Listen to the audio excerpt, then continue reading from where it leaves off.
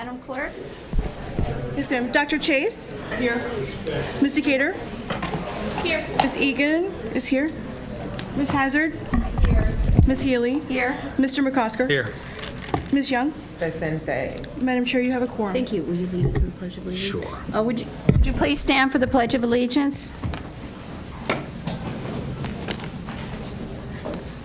I pledge allegiance to the flag of the United States of America and to the republic for which it stands, one nation, under God, indivisible, with liberty and justice for all. Do we have a motion for approval of the agenda? Motion to approve the agenda. Second? Do we have a second? Second. Motion by Ms. Hazard, second by Dr. Chase. All in favor of the motion to approve the agenda, please say aye. Aye. All opposed?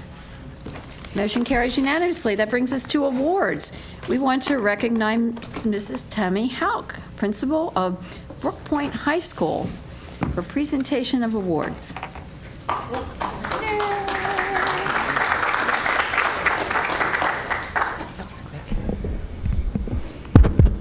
Okay. Good evening, Madam Chair, school board members, and Dr. Benson. Please join me in congratulating the Brook Point High School HOSA students who attended the 38th Virginia HOSA State Leadership Conference. HOSA, Health Occupation Students of America, now known as Future Health Professionals, is a national career and technical student organization endorsed by the United States Department of Education. HOSA is composed of middle school, secondary, and post-secondary collegiate students, along with professional, alumni, and honorary members. It is the largest student organization which prepares students to enter the healthcare field, and they did an outstanding job. HOSA students, please join me up front. Fabiola Essentia Callis, Delaney Berthold, Colleen Brown, Nyasia Harris, Amaya Reynolds, Emily Watala, and their sponsor, Susan Batis. Brook Point HOSA has earned the distinction of Outstanding HOSA Chapter in the state for the 14th consecutive year. We had 3 HOSA state officers that helped run the opening sessions and the workshops, and their efforts helped to make the entire conference a success. There were more than 900 competitors from HOSA chapters around the state. And here are the awards that these Blackhawks earned from their competitions. Colleen Brown was selected as the Outstanding Chapter Officer for 2016-17. First place in HOSA Happenings newsletter was Fabiola Essentia Callis, our newsletter editor. First place in clinical specialty was Fabiola Essentia Callis. Third place in medical law and ethics knowledge test was Nyasia Harris. Fifth place in medical law and ethics knowledge test was Delaney Berthold. First place extemporaneous writing was Amaya Reynolds, and second place extemporaneous writing was Delaney Berthold. In team events, first place health education team was Colleen Brown, Angelise Cardona, Nyasia Harris, and Fabiola Essentia Callis. First place in medical reserve corps partnership was Colleen Brown, Nyasia Harris, and Emily Watala. In addition, the following students were elected to serve as Virginia HOSA state officers on the HOSA Executive Board for the 2018-2019 school year. Colleen Brown was elected HOSA State Vice President, and Amaya Reynolds was elected HOSA State Secretary.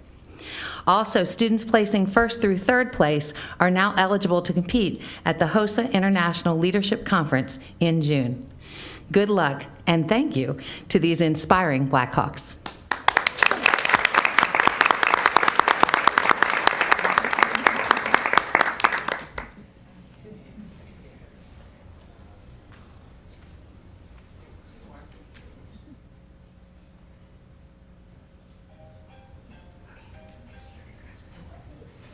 Congratulations, ladies. Congratulations.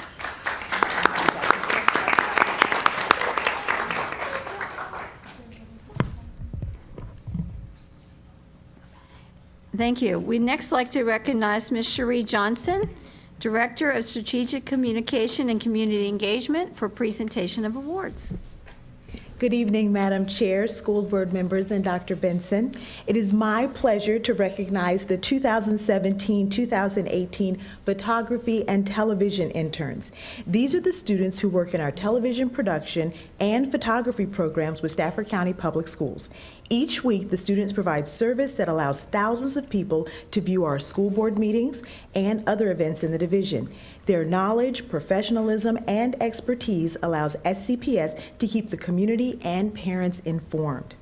The SCPS Educational Channel airs news and information about the division 24 hours a day, 7 days a week. Students helped to produce over 125 hours of television this year, and 100 of those hours included live broadcasts. The photography students took pictures at the 3 listening tours, the Falmouth 50th anniversary celebration, and the Alternative Education Open House, just to name a few. Tonight, we would like to say thank you for the dedication and service to the students and their teachers, Mr. Bill Leap and Miss Linda Arney.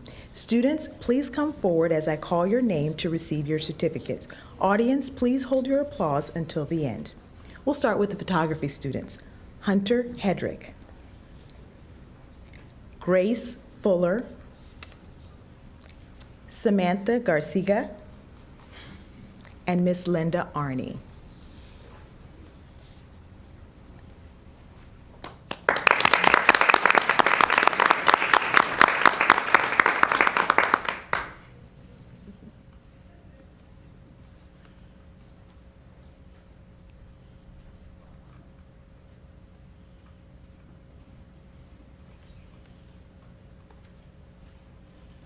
Thank you, photography students. Thank you.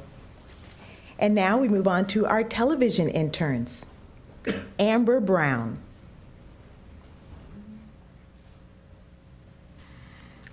Isaac Birdsell,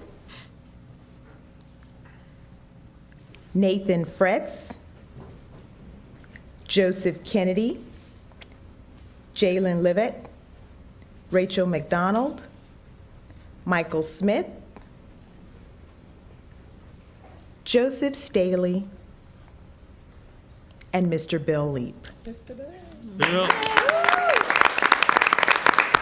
I would like to say thank you to all of the students, photography and television. We couldn't do what we do in the communications department. There's so many events going on, and these students, they're so professional, and they just do a great job. Their work is awesome. So the communication team thanks you, the division thanks you.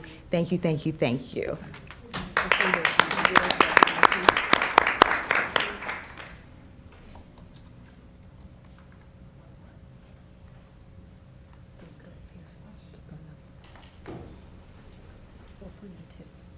Thank you.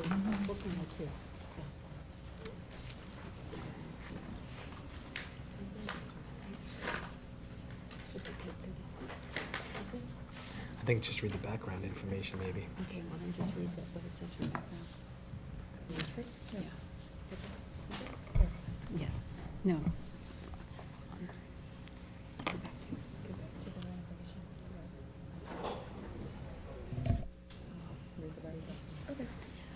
All right, that brings us to an award recognition for North Stafford High School library renovation.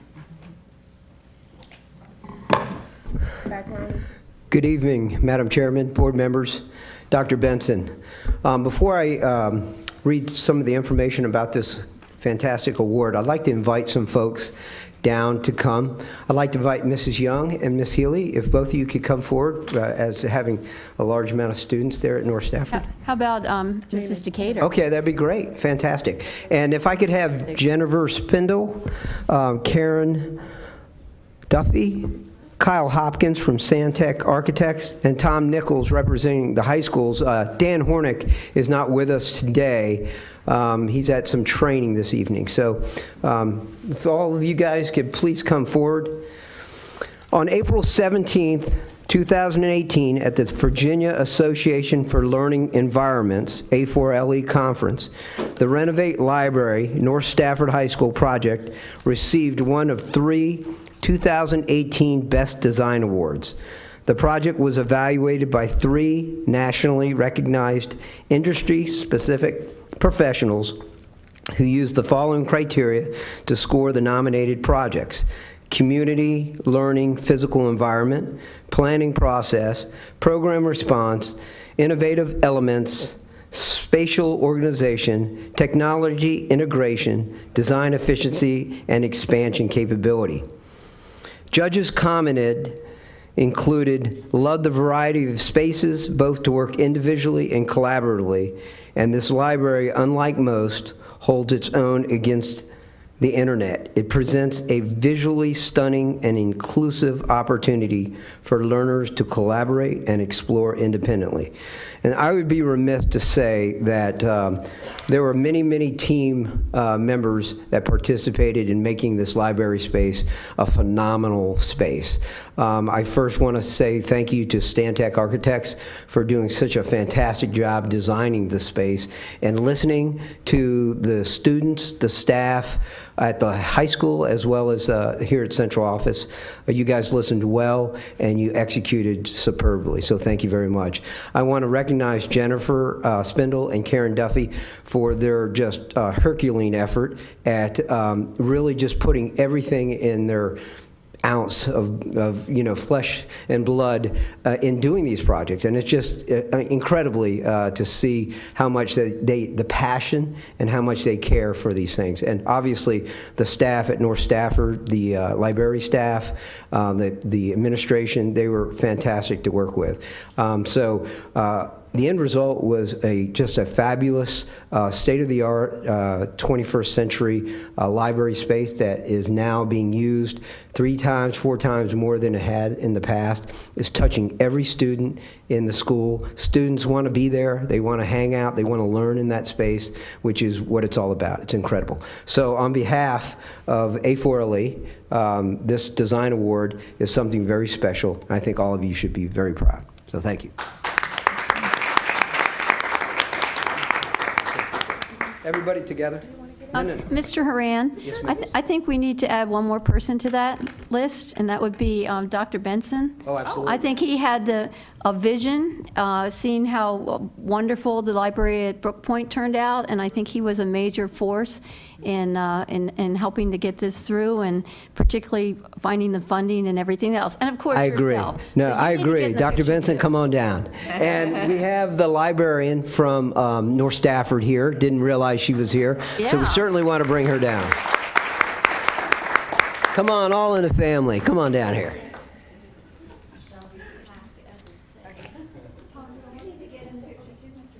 Scott? No, it's all good. Okay, It's all all right, good. everybody look this way, okay. They're the ones that made it happen. It's Here all we go. good. One more. Very nice. Thank you, ma'am.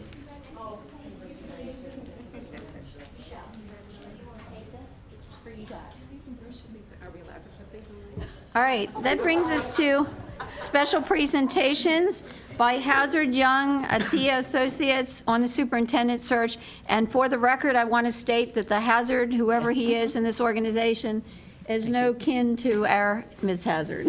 That was Or exactly Ms. what I was Young. going to say. That's so- right. Yes. Are you ready?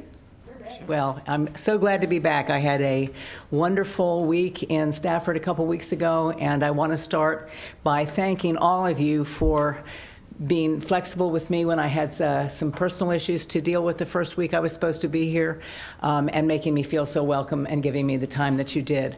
I'd also like to especially recognize Cherie Johnson and her staff for helping me with community outreach and making certain that there were translators available in every community meeting and that everything I needed was available to me. And Missy Hall, who was tireless in doing and redoing schedules, making sure that I was taken care of and that we really had a meaningful process at this point in our search.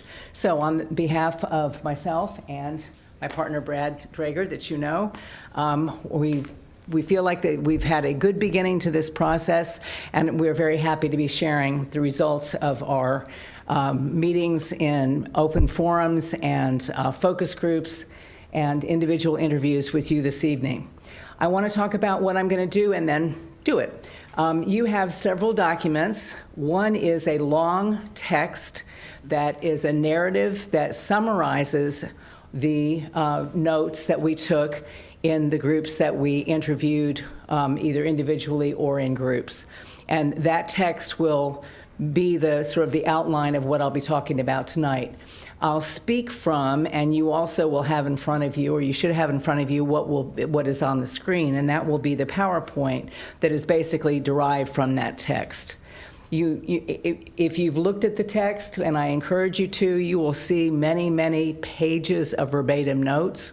We do that to make certain that you really hear what your constituents said to us, what you said to us, so that you, again, can look and have the sense of what this input was and how people are feeling about the system and the process at this point. Brad will go over with you the results of the online survey. That is a separate report. I'll refer to it a little bit in my remarks. Those two reports, what happens, and we saw in this case that there's correlation between the two, so we feel like we have some results that have credence that we can share with you this evening. So let's begin. Survey participants. You can see here a chart that lists the numbers of people in each constituency group that you identified that participated.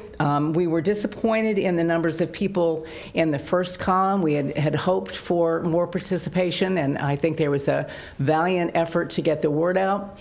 However, and I did do some comparison to 2013 when this was done previously, this was a better representation in terms of balance among groups than there was previously. The group that fell in numbers in any significant amount was administrators. All other groups were either the same or very close to the same or more. We are very pleased with the results, the participation in the online survey. That is a very good sample, and you can see the numbers there, especially for teachers and support staff and parents. These are key constituency groups, and obviously you had good participation from those groups. And we're always happy to see students sharing their thoughts and feelings about their schools. I will point out as well that in individual interviews, you all were interviewed individually, as you know, also talked to Dr. Benson and to the county administrator, Mr. Foley, individually. Okay, consistently reported themes. These are the things that we heard repeatedly after going through our notes, reflecting on what we heard, sort of do an analysis, as you can see from our notes, of what was repeated through each constituency group. And this is what we heard about Stafford County Public Schools. First of all, the strengths. Stafford County Public Schools, Stafford County is a community that really values and supports its schools. This is not a community that in any way is giving up on the public schools. People are moving here to put their children here. They're moving here because of the schools. There's a high degree of satisfaction overall for the schools in this region, and I cannot overemphasize how positive that is. I want to point out that in every group, or just about every group, there was much discussion of Dr. Benson's tenure here, and overall it's been perceived as strong and positive. It's brought innovation and needed change in both instruction and operations, and increased visibility. I think Dr. Benson has taught in many classrooms. I understand he's played the banjo, guitar? Close enough. Whatever, close enough, that he has reached out to many people in the community and in schools, and that has been noticed and appreciated. He has extended outreach by forming some advisory committees that have been much appreciated and, according to the people participating in them, much needed. Facilities are overall in good shape. I didn't have a chance to visit, but I think 3 schools, and I've been in a lot of schools, and I was impressed with the quality of the facilities overall. I know there's some outliers. I know the last school that we visited out in the southern part of the district is in need of work, but overall there's recognition that these facilities are in good shape. Stafford County itself is a location that is unique. It has a real rural flavor, certainly, but also has many attributes of a more urban and suburban environment. And so again, it has a unique kind of diversity, and people are proud of that, and people are aware that it's special. And then finally, the reputation of the schools. Over and over and over again, we were told about the dedicated, exceptional teachers and administrators working in these schools and the academic performance of students. I think after my first day, and I think I had 10 different groups, and even though they were talking about problems because we asked them to, I would say to people who identified themselves either as alums or parents or in some cases grandparents, so tell me about your own experience or your child's experience. And to a person, even people who came out to describe a problem, they said, my child got what he or she needed. And that's pretty astounding. There are issues. I don't want to say that there aren't. Matter of fact, I'm saying to a person. I remember one person who said that she was not happy with some issues in special education. But otherwise, to a person, I heard that these schools are exceptional and that children are well served in them, even though there are some issues to deal with, some challenges. Okay, so let's talk about challenges. These, again, are in alphabetical order. They're not in an order of importance, but even in alphabetical order, I don't think you would probably put pretty much up there at the top: budget issues, compensation, reasonable class size, and resources for programs. And something that came up repeatedly was poorly sourced programs for the growing number of English as a second language students, a description of programs where children are not being served as others are, and where teachers do not feel that they have the resources that they need. The other side of the coin, with deep appreciation for Dr. Benson's tenure, is stress and anxiety about him leaving. There is real fear that progress will not continue.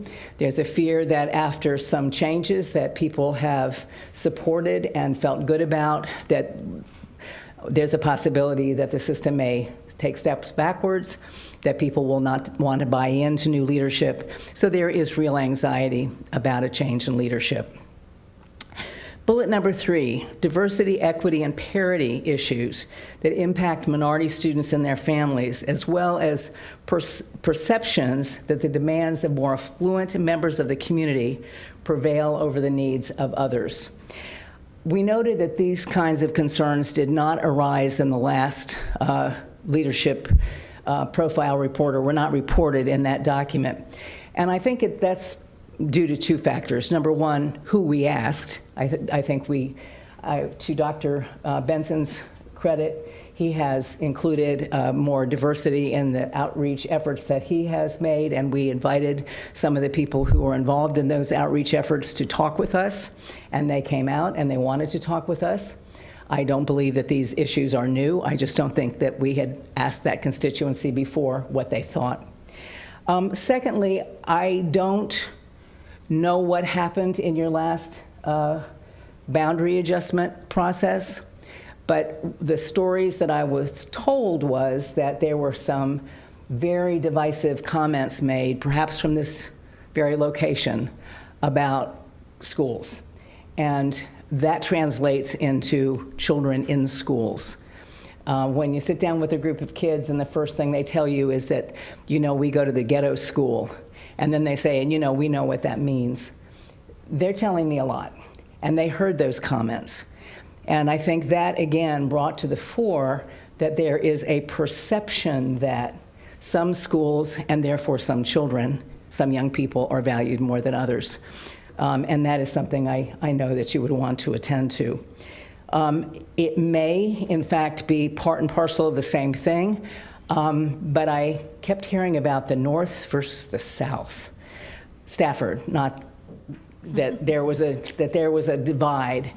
That may or may not, I don't know what lines those mean, and I don't exactly know, but that was, again, a perception that there are places in this county that are more valued than other places. And that is, I know, of concern to you. Next issue, growth, capacity issues, overcrowding, and that combines with inadequate funding. I want to point out to you that when we did the search for Dr. Benson, issues around pay and budget and growth and crowding and facilities were hot buttons then. There has been progress made, obviously on the compensation front and others under his leadership, and from what I've just understood, and that there have been a number of building projects as well in the last 4 years. However, these problems are not going away, and I think at this point, what I kept hearing was there's no sense that there has been a long-range plan and that there is really an acceptance that this system is going to need more resources in terms of operations and buildings, and to pay for teachers and quality staff. And so growth and capacity issues and overcrowding are creating a sense of anxiety among your constituency groups. And related to that, the relationship between the school board and board of supervisors is not inspiring confidence and trust that these problems can be solved. The problems are serious. They're not unique. Lots of school districts deal with funding issues and facilities issues and growth issues. What is somewhat unique is right now, at this moment, that there's not a deep sense of trust and faith that the political bodies in Stafford will work together to solve these problems. And then lastly, but of course not lastly, is teacher retention and shortages that are impacting and have the potential to seriously impact the quality of instruction. Again, while I got, and Brad as well, heard many positive things about the quality of the schools, there's also a recognition that that is dependent upon the people who work in them. And getting and retaining that quality of people takes resources, and there's, again, a concern that you're well aware of, that this county cannot adequately compete with the northern divisions and attract and maintain teachers and other critical people, critical to the mission of the schools. Going along with these two pieces are what are the desired characteristics that we heard again and again that I think extend logically from the strengths and from the challenges. One is a broad base of experience. You want it all, you need it all. Although there was not a lot of concern, specific concern expressed about the instructional program, there is a recognition that this didn't happen accidentally, that strong instructional leadership from the superintendent level has set things in the right direction over time, and that you've had the right people in place over time. So there is a concern that and a desire to maintain and improve, of course, but at least maintain the quality level of instruction that you've been able to provide. But there also is a recognition that a knowledge of budget process, facilities, and other operational areas is necessary as well. Second is a commitment to Stafford County and an intention to stay for a long tenure to make lasting changes. This was an issue the last time around, and it's more of an issue or the same. I'd say the intensity is probably a little higher for obvious reasons at this point. I will say this, and we put it in our report, that there's great division. There are people who told us emphatically that the only way to get commitment was to hire from within, and there were an equal number of people who told us emphatically that the experience-based base required for a job of this complexity could not be done by somebody from within. We intend to bring you a broad range of candidates, and we will be looking at people from within and outside the system. But we just want you to know that that's what we heard, and that's an issue for you to consider. We need someone who is a strong communicator and has collaboration skills to build the relationships that you need to be a good and functioning organization. This is a relatively large school district, but you pride yourself on having a family atmosphere. You love being a small town amid all these other larger areas, and that feeling has been nurtured by communication and collaboration. Dr. Benson is a data-driven decision maker. That's what I've heard about him time and again. I know he has a science background, so he thinks in terms of proof and logic, and it has been much admired, largely because your constituency groups recognize that it made him a credible advocate for the district, that he didn't just talk in loose terms about needs. He made the case, and he made the case with data, and they recognize that that's important and that's persuasive. And going along with that, the political skills to facilitate cooperation between the two boards to get what's necessary to meet the fiscal and operational needs of the school. Sensitivity to and experience with issues of diversity, equity, and parity. Again, these are issues that are critical to the health of all public schools, and I think your schools are no different. And I also believe if you look deeper in some of this data, some of the student comments, I think you need to pay attention to that and make certain that there is someone who is here who will make certain that the quality of these schools is for all. Strategic.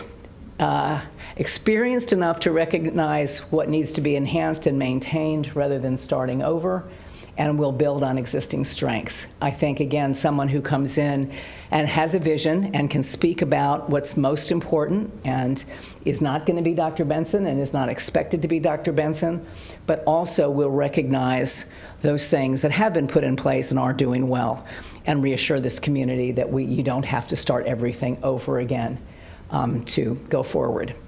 And then lastly, visible, has an approachable leadership style that fosters unity and promotes trust and openness, probably two of the most important qualities in a leader is someone you can trust and approach. Questions about that portion of the report?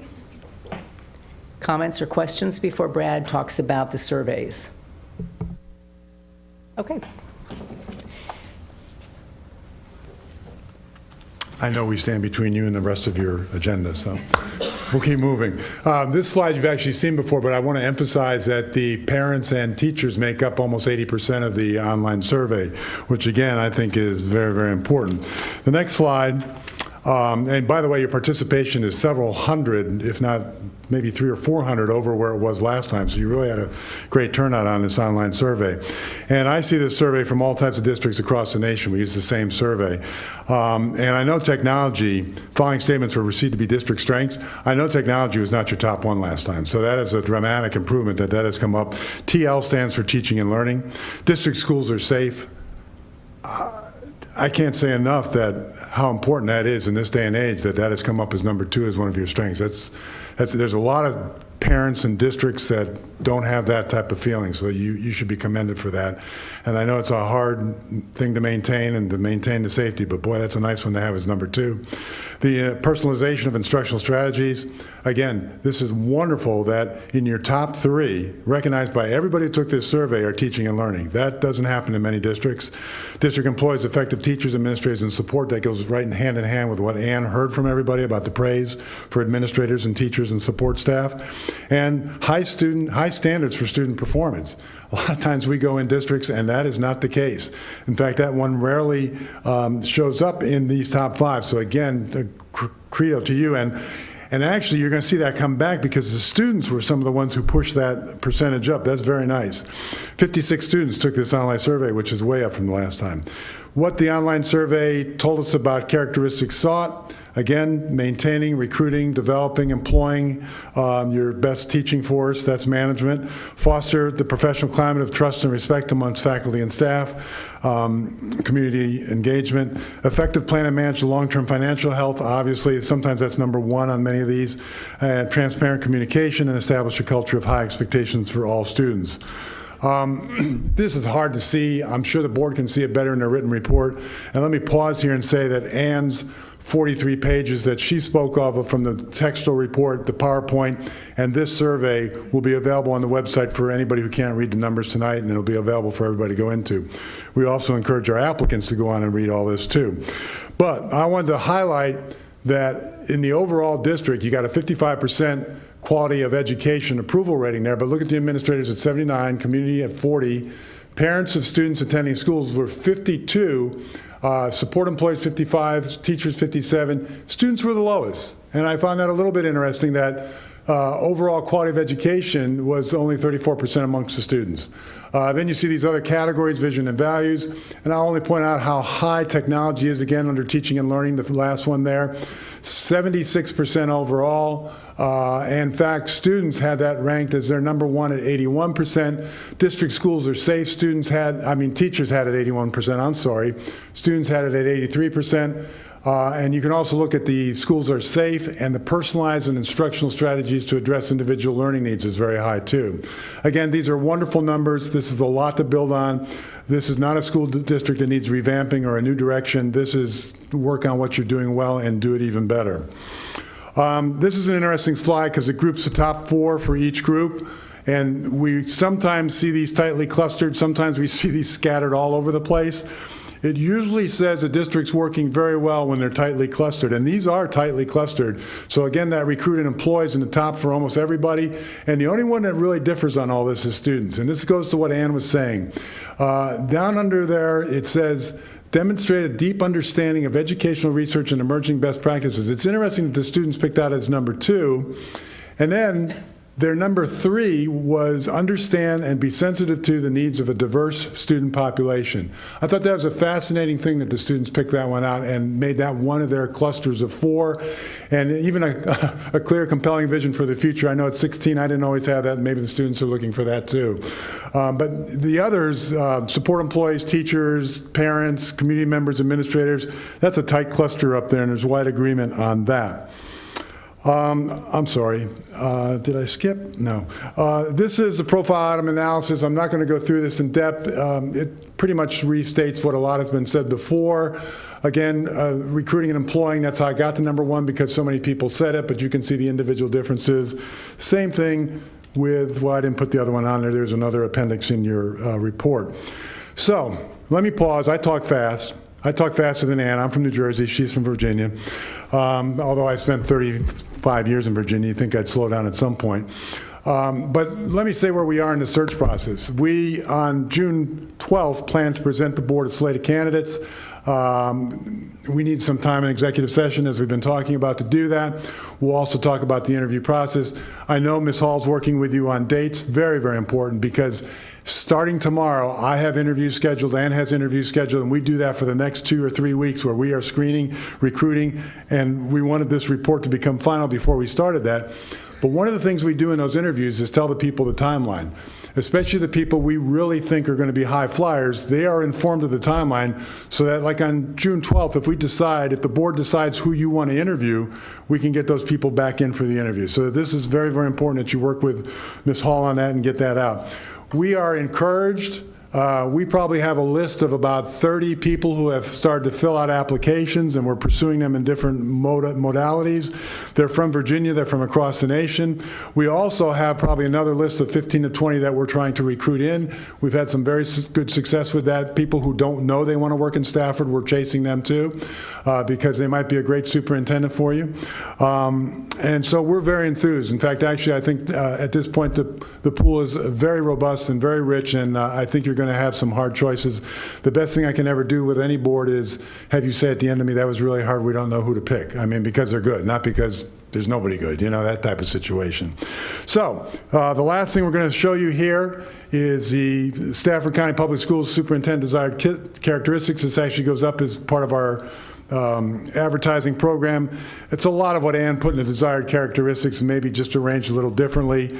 I don't think there's anything there that I need to point out. We do have that one thing in there that can tell the SC Stafford County Public Schools story to many different audiences. Always important to be a good salesperson or marketer for the division. And then let's talk about the last 5 bullets. A successful candidate needs to be able to be certified as a Virginia superintendent. So important. Sometimes we have substitute teachers and bus drivers who want to be superintendents, and we have to say, no, you're not going to meet certification. Solid track record of increasing responsibilities and success. We want experience in a medium to large school division or have experience as a superintendent. I'm not going to say that you should only look at sitting superintendents. I think because one of your attributes is somebody who's going to stick and stay for a long time in Stafford County, that stability. I think we have to consider outstanding assistant superintendents or associate superintendents, deputy superintendents who might have a long career ahead of them here in Stafford. And doctorate, we always like to say preferred rather than required. We start with the preferreds because if they have a doctorate, it usually is a little niche higher than the others. But we wouldn't want to rule out somebody who maybe hasn't quite finished their dissertation or somebody who has a doctoral program planned. So we think that would be silly to pass up a bright young rising star if they did not have the doctorate. I think I filled in most of the holes I hoped to. Ann, is there anything I didn't say that I should have said? No. Okay. And so now we are open to your questions. I have a question, or actually a comment. So for transparency's sake, I saw this document and I was wondering, since the community, teachers and parents and students engaged in this, would it be a good idea, even though we know we're looking for a superintendent, to share all or some of this data with them so that they will know, like, hey, you know, you heard them, and because there's more here than just looking for a superintendent. There are things here that I noticed, even without the search, that is good data. Two different points on your question. One, we're going to post it so anybody can access it. Oh, okay, good. And the second thing is, if you want to use it, I mean, I always find it, if you are about to embark on a strategic plan or something else, it's always invaluable data. Some districts use this data to launch a strategic plan because you've already, as you say, talked to many of your constituents. But the posting should be widespread that anybody can get to this data. Yeah. Because they will see their comments. One of the important things that Ann had to script was we tried to get everybody's comment down so they can say, hey, that's my comment up there. Correct. And what I'm getting at is you're only specifically talking about those people that can reach the internet. I'm talking about those that can't. And so, yeah. Yeah, I got you. This will be posted tomorrow on your website as well, and I'm certain that your folks in communication might think about ways that they could make a document. That's what I was talking to behind you. But Okay. And also, It's all public information, and we encourage you to use it. there are a lot of people that use the internet at the libraries. Every time I go to the library, people sign up, and it is available even if you can't get it in your home, like many in Hartwood. Right, Mrs. Hazard? It's also for people It's that are available. not thinking internet. And Ms. Young, we could put, I mean, your communications people could put paper copies in the libraries and the schools, so they could be accessible there. All right, any other questions or comments? No, thank you very much. We appreciate you. Thank you. Recognizing our agenda. You want a history of the Thanks. firm? No, real thank quick, you. because of Ms. Hazard, 3 old superintendents, and I do say old because 2 of them are deceased, started this firm probably about 30 or 40 years ago. One of them was Hazard, one was Young, and one was Attia. Young and Attia are deceased, and Attia sold the firm about 5 years ago. I'm not dead. I'm right here. It's a different, yeah. Spelled differently. That one's not. Okay. So that's the history of the firm, no association that we know of, unless there's a long-lost cousin somewhere. Yes, well, it comes up, I think we disclosed it last time around when we used y'all, but somebody had brought it up I told you it before, was so a I quick thought we'd do history of it. the firm, you know? But we didn't have a Young on the board, now we have a Young on the board too, so 2 out of 3. All right, thank you very much, and we'll see you the 12th. Now, they've asked for about 90 minutes with us to go over these candidates.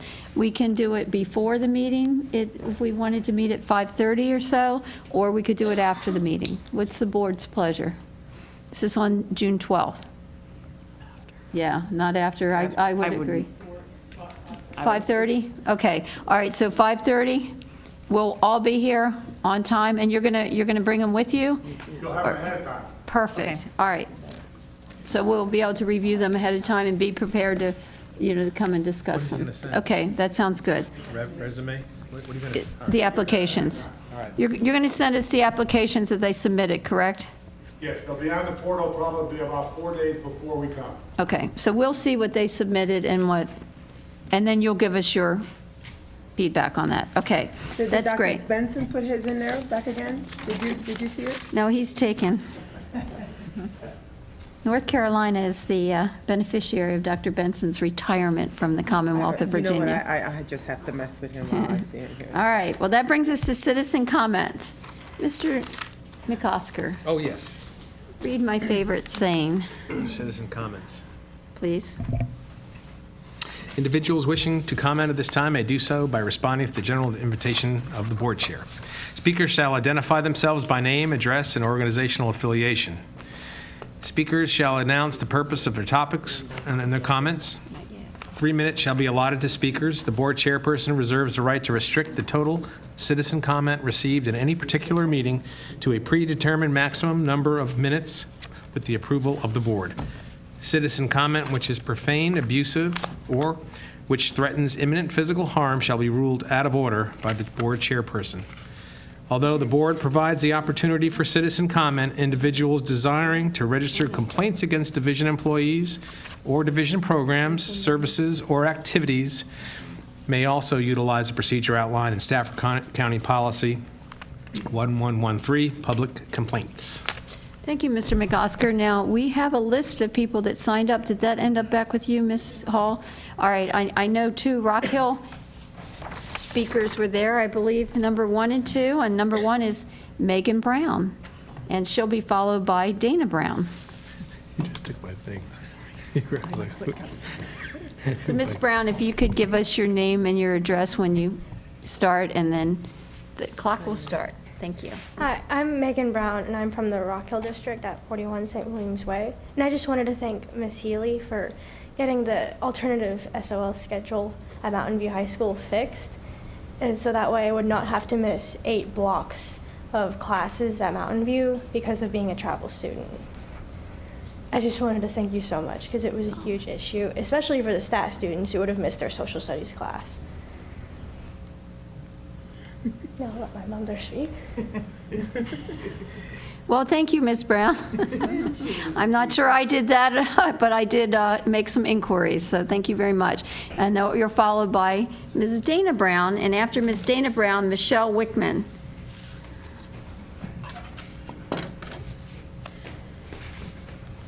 I'm Dana Brown, Megan's mom. I live at 41 St. William's Way. That's her first time, I think, but she's very grateful. I'm here to talk about the school calendar. I'm a parent, who's just tired of some of the staff members continually trying to marginalize us parents. Once again, some of them are pushing for an early start to the school year, August 10th. Really? And it doesn't seem to be a well-thought-out calendar either. Start school 3 weeks early and don't even get out 3 weeks early. Have a Memorial Day 3-day weekend and then require the kids to come back for 2 half-days for finals before the last day of school. I'm sure everybody's going to show up for that. Staff always wants to match calendars to other counties, and I've heard them say, for the convenience of our teachers that don't live here. Wow. You would turn our school year upside down for a handful of people who don't live here. We'll never match the other counties. Some start on time, some start a week early, some start 3 weeks early. Spring breaks with other counties never line up either, and they never will. Some hook it to Easter, others don't. Staff added possibly more than we've ever had, of early outs this time for a whopping 14. All that does is extend the school year. Prince William has none. Where are the teacher work days for report cards? I didn't see any of that in there. Plus, I'm pretty sure you can't approve calendars 2 years out unless they're post-Labor Day, because state law requires a waiver to start early, and it must be requested and certified annually. And I do have a state memo that talks about that. When Spotsylvania announced that they would start early in 2 years, I think they bluffed a bit. They didn't have their waiver, and they didn't have it even applied for, probably because it was too early. And I know because I called the state and asked. And just to give some of you new members some background, several years ago, the school board decided to add parents to the committee because there were so many shenanigans going on with the all-staff committee. They also directed 2 years' worth of calendars to be done, so we didn't have this controversy every year. Well, 2 years' calendars were always sent up to you, but one always got lost on the way, maybe because they were post-Labor Day, not sure. When bus drivers didn't support an early start, they were removed from the committee. When some parents wouldn't support an early start, they were removed from the committee. Just remove everybody who doesn't agree. At your February 10th work session on Saturday, the superintendent announced he was doing away with the calendar committee and the parents on it because none of the surrounding counties had that. I'm puzzled by that because that's not the case. And I don't think the superintendent has the power to undo a school board decision. And I don't think the school board can take a vote on something like that at a work session. There's zero evidence starting school early improves test scores. When staff finally admitted that, they tried a new mantra, and that's more time before test. I can debunk that too. A math teacher at North Stafford was on the calendar committee, bragging she's been given her test before winter break, which I think is against policy. She must not believe more time is necessary because she's not even giving them the time they're supposed to have. She's giving them less. Please let kids be kids. Let them keep their childhood summers. Thank you. That timed out really good. Perfect timing, Ms. Brown. Michelle Wickman, and then Chris Lawson will follow Ms. Wickman. Oh, and now is this the North Stafford librarian? Librarian, yes, I indeed. recognize you from earlier.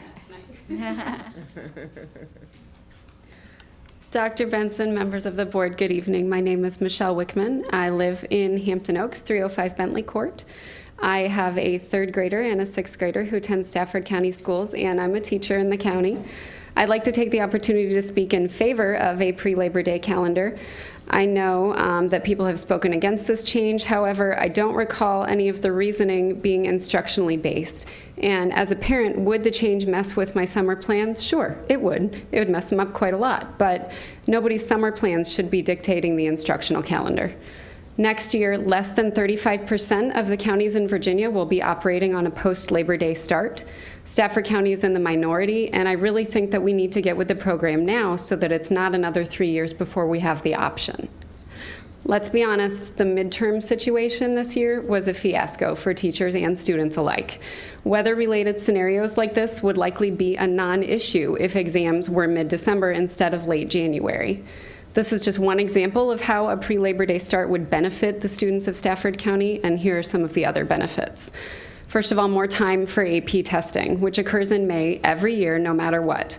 Some students in my building were concerned this year that they barely had time to learn the content before the testing happened.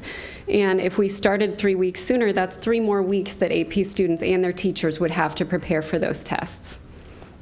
Whether there's actual data to support higher scores on the test is irrelevant when you're looking at the educational experience that those teachers and students are having and how they feel taking those tests at that time. If we finish the semester before winter break, currently students come back from winter break and go right into SOL season, which is then quickly followed by midterms, which are actually final exams for 4x4 classes at the high school. So this scenario means that students either have to study over break or they lose valuable time that they could be studying because they just want to enjoy their vacation, which is legit. We already overtest these kids, and I think that keeping them from losing momentum on vacation, asking them to get their heads back in the game right after winter break, and expecting positive results is an unfair added pressure. Incentive for teachers who live in other counties to work in Stafford. We're trying to recruit teachers. We want them to come here. And anyone with children is more likely to stay away from Stafford if our calendar isn't more closely related. It doesn't have to be exact. But my boyfriend, for example, works in Fredericksburg City. His son goes to school in King George. So they're always off. And 3 weeks is a long time when you're trying to coordinate schedules like that. That being said, I do think that we need to tweak the details of the proposed calendar. Currently, there's no teacher workday in that pre-Labor Day calendar before winter break, and there's not one after either. So not having a teacher workday there is literally saying to your staff, we expect you to finish all that grading over the break. Sorry. Clean up the details, and I think this could be a great calendar and really the best thing for our students in this county. Thank you. If you'd like to submit your comments for the record, you can give them to the clerk. I will email you. Thank you so much. You can send them to our clerk, Ms. Okay, Hall. thanks. Thank you. Chris Lawson, and then Al Watkins will follow Mr. Lawson.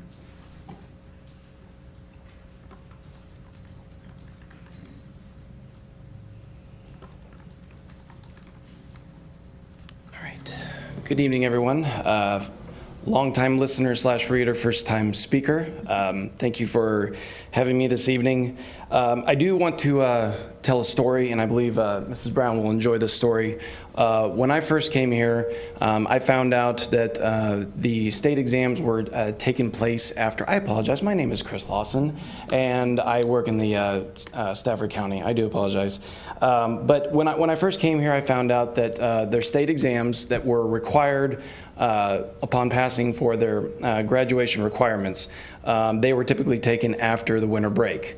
Unfortunately, The average SOL score was not good, and I took the liberty of measuring all of the data from the last 3 years. So since we took the SOLs after the break, we noticed that the scores were dipping. We got together as a PLC and decided to scrunch down the curriculum bare bones. Unfortunately, that's what we were forced to do in order to accommodate all of these kids that were struggling with their SOLs. We worked diligently, late days, and we took as much of the content as we could to compress it, and we were able to use the freedom of adjusting the SOL testing window and adjust it to prior to the winter break. Those scores jumped 10 points alone just with geometry, and unfortunately, due to my limited access to the SOL database, I unfortunately am only able to submit this data as a sample for Stafford County, but I have emailed that to Dr. Benson and not Mr. Ornick. He was our previous principal. He's skipping my name. Mr. Nichols, thank you. Sorry, Mr. Nichols. This is recorded too, so make sure you replay this on my debriefing. So unfortunately, but luckily, this plan did work, and we did see the scores rise, and they jumped another 15% within a matter of 2 years. So it does work if the students are testing prior to a very long break, and we also see that their scores are much higher in June, which again is not after a very long break. The calendar is logical, it makes sense, it's well balanced. You have 90 days of a 180-day schedule before winter break, you have 90 after, and all I can say is I know I speak for my entire school that this has to happen. Change is needed. Thank you. Thank you, Al Watkins. And if there's anyone else that wants to speak, Mr. Watkins is the last person who signed up. Please get ready to come on up after him.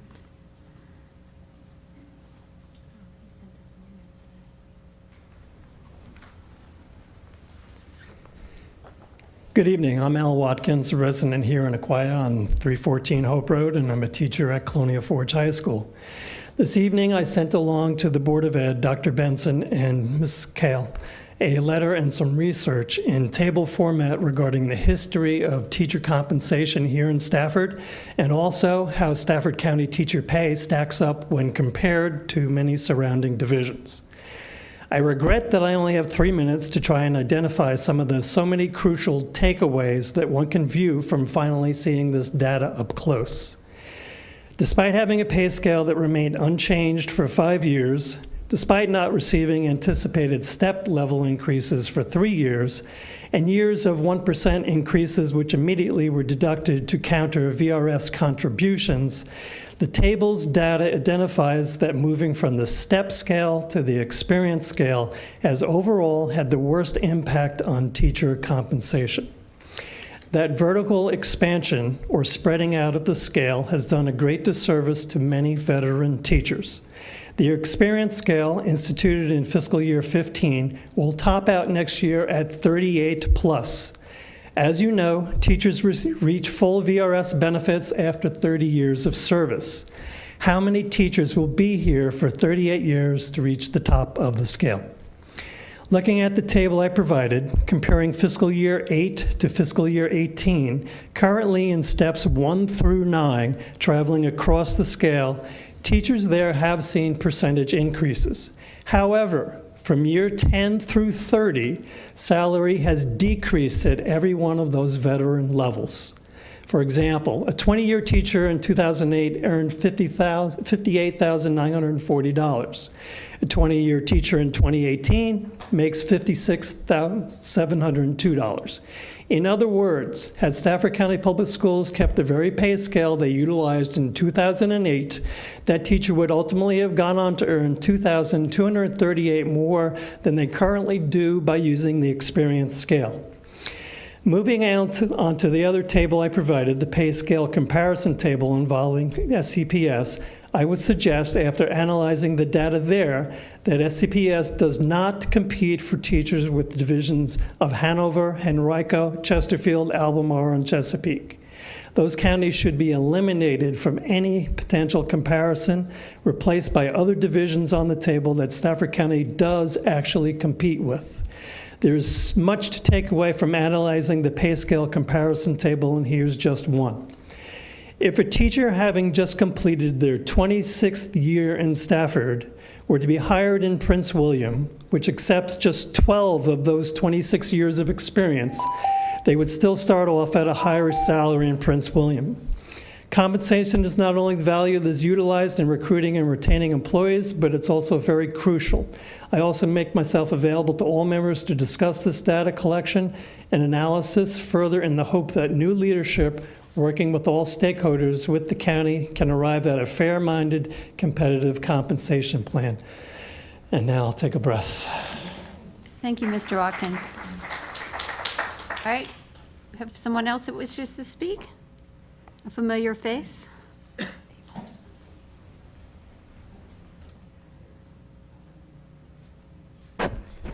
Good evening, ladies and gentlemen of the board. I'm Terry Wellborn. I'm in the Falmouth District, and I'm a bus driver here in Stafford.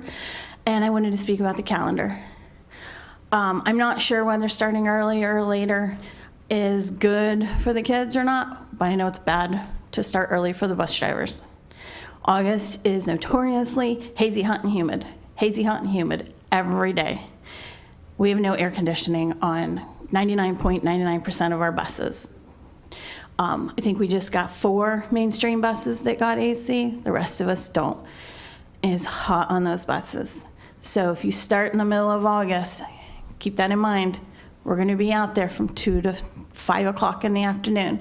You're not supposed to go outside between 2 and 4 in August. So it's hot. If you decide to do a pre-Labor Day start, I would ask that you start retrofitting mainstream buses with air conditioning. They did it with the special needs buses. Most of our buses can be retrofit with air conditioning. I don't know the numbers, but I think it's doable. So it's a few years out if you would think about starting to retrofit those. Last couple days have been hot. I do not want to be out there in August in that heat. So some things to think about. Thank you. Thank you, Ms. Wellborn. Is there anyone else that would like to address the board?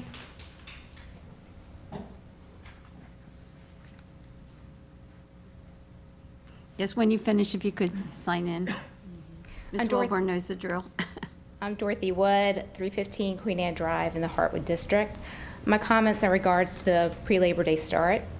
As a member of previous calendar committees, the benefits of a pre-Labor Day start are obvious. A pre-Labor Day calendar is driven by the uninterrupted delivery of instruction. The end of the second quarter is before winter break, and spring break is at the end of the third quarter. These are sensible breaks not meant to disrupt the delivery of instruction. Students will have more instruction prior to the SOL windows and IB/AP testing. CGS students would start instruction at the same time as their peers in other counties participating in this regional program. This calendar would be more considerate of our military families who may be moving. So often, military families have their homes and belongings packed and shipped weeks prior to school ending. Their leases have ended, causing them to live in a hotel room until school ends. Orientation for many colleges and universities, both in-state and out-of-state, are held at the beginning of June. An additional 4-day weekend is created on these pre-Labor Day calendars on President's Day weekend and a 3.5-day weekend for Easter. There are 2 weeks off for winter break, giving students and teachers a truly enjoyable winter break. Not all Stafford County Public School employees live in Stafford. Living in a county with a pre-Labor Day start while working in a county with a post-Labor Day start may cause child care challenges and additional child care expenses. Students also would be able to compete for better summer jobs, typically taken by college students who can start working earlier in the summer. In regards to the temperatures, I did an average temperature last year. The hottest month is July. August is not the hottest month. And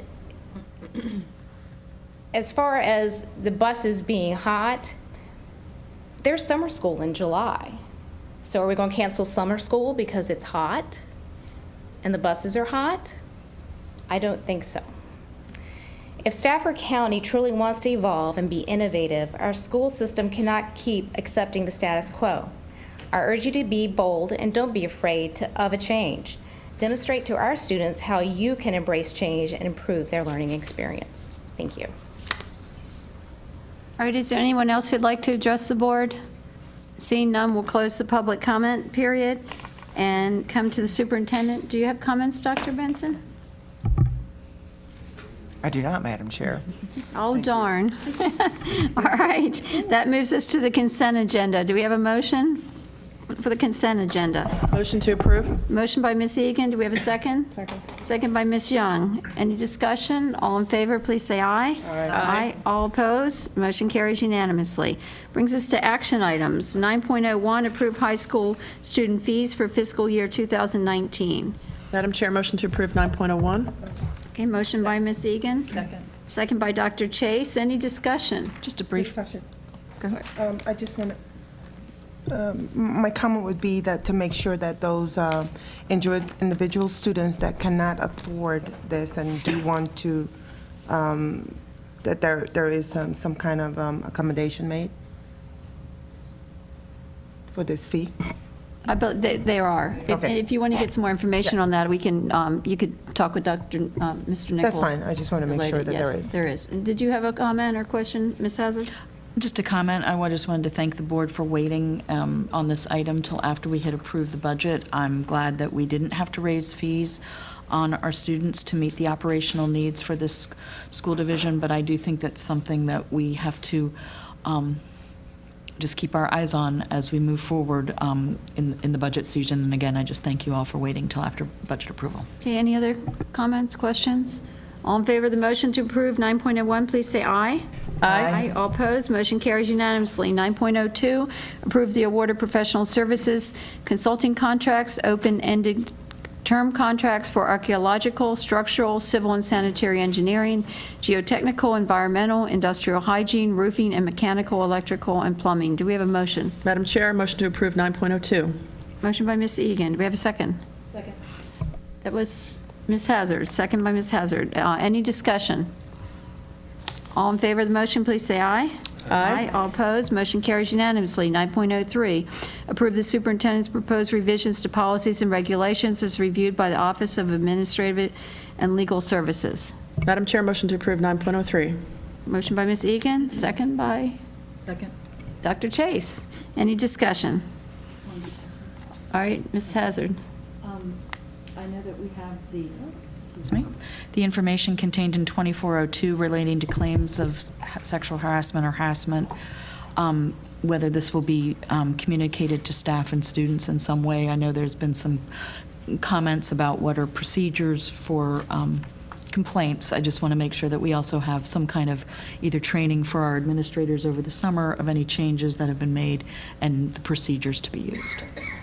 Yeah, I'm sure, Dr. Benson, you'll make sure that that gets just Get a nod from staff as well. right. So. Mrs. Kale, you'll make sure that it gets disseminated. Yes, thank you very much. And this is really a great thing we've been able to do because we've been asked for quite a while to address this. All right, and no other discussion? All in favor of the motion, please say aye. Aye. All opposed? Motion carries unanimously. Brings us to 9.04, approve the superintendent's proposed revisions to policy 2401 and regulation 2401R, student code of conduct, as reviewed by the Office of Administrative and Legal Services. Do we have a motion? Motion to Chair, approve the 9.0. superintendent proposed revision policy 2401 and Thought I was on a roll. 2401R. Okay, I'll take that as a motion from Ms. Young. Is that a second from Sure. Ms. Egan? Got to be fast. I learned from you, learned from the best. All right, any discussion on this one? Brief discussion. Ms. Sorry, Hazard. just one I just hope that maybe perhaps next year we might look at the added parts to 2401 to potentially be included in 2402 next year relating to harassment. Since we've broadened the characteristics in 2401, we might want to do that next year with 2402 as well, just of what's covered. Okay. Got to start here. Comment. Can we Yes, also, John. can we also make sure that this information is disseminated out to some of the students that were interested in it somehow? Well, this is going to be disseminated to all our students and our staff as well. But I think, Dr. Benson, do you think we should send this to our diversity committee? We have the another news? meeting coming up, and I'll let the board, I'll let them know that the board approved the recommended changes. And please extend our thanks for their work and their contributions on this change. All right, all in favor of the motion to approve? Aye. 4? Aye? Aye. Aye. All opposed, motion carries unanimously. 9.05, approve the superintendent's proposed revisions to Regulation 2412R, symbolic expression, appearance, dress gestures, as reviewed by the Office of Administrative and Legal Services. Do we have a motion? Motion to approve by Ms. Young. Second by Ms. Decatur. All right. Gang's all here, yes. Thank you very much. We're on a roll. Yes, we are. All right, any discussion? Your little one can wear his onesie and he's okay. All right, all in favor of the motion to approve 9.05, please say aye. Aye. All opposed, motion carries unanimously. All right, brings us to information items. Now, these items will come back to us at the next meeting for action. 10.01, approve a payment in the amount of $167,969 to Tyler Technologies, Inc., using budgeted FY19 operating funds for enterprise resource planning, ERP, annual maintenance and support costs. Any questions about this item? Okay, if you have any questions that come up later, just contact Mr. Fulmer, right? Okay, thank you. 10.02, approve the 2019-2020 instructional calendar as option 1, a pre-Labor Day start date, or option 2, a post-Labor Day start date, and the 2020-21 instructional calendar as option 1, pre-Labor Day start date, or option 2, a post-Labor Day start date. I believe Dr. Benson is going to give us a brief presentation on this item. And I will be brief, Madam Chair. Thank you. Thank you. So, this is a tough issue, and it's been a tough issue for us for years. I think part of it is that the things that folks are passionate about is the reason for why they may want a post-Labor Day or a pre-Labor Day start, is that they're really passionate about that thing. And whatever that one thing is, that's the thing that they really kind of hang on to.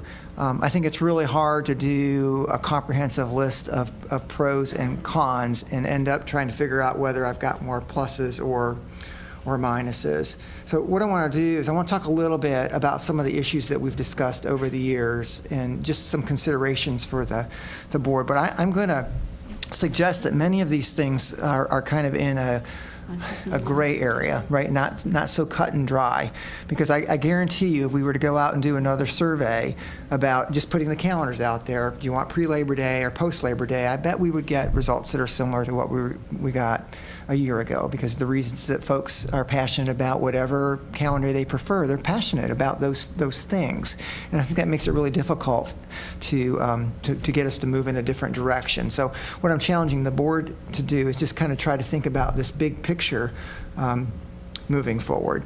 So first of all, with regard to policy and the establishment of a calendar committee, Ms. Healy, there's a may in here, right? And that is that I may use a committee, and then it says if I do use the committee, then there's a will.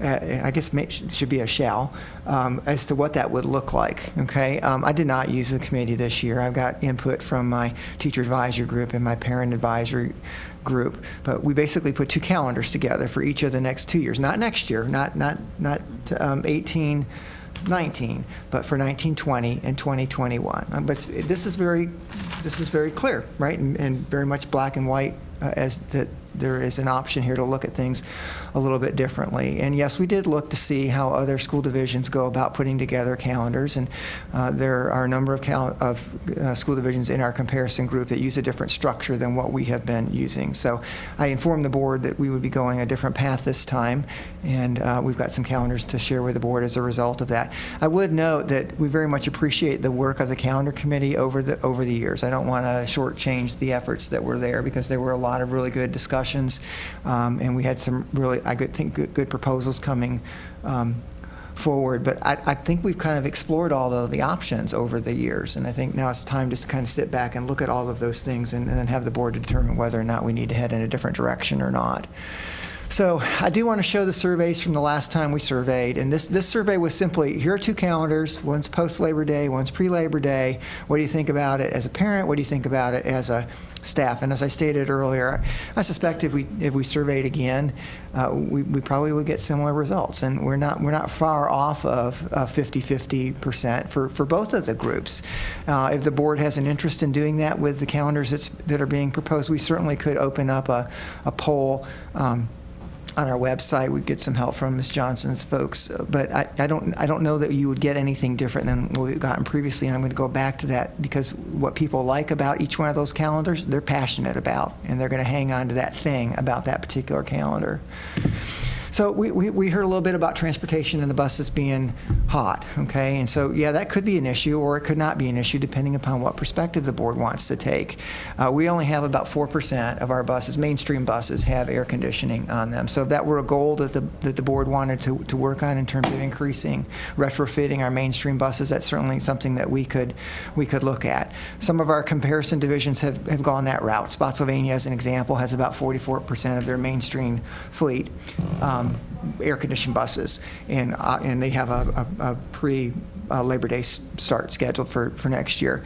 Fauquier, also pre-Labor Day start, has 0% of their buses air-conditioned.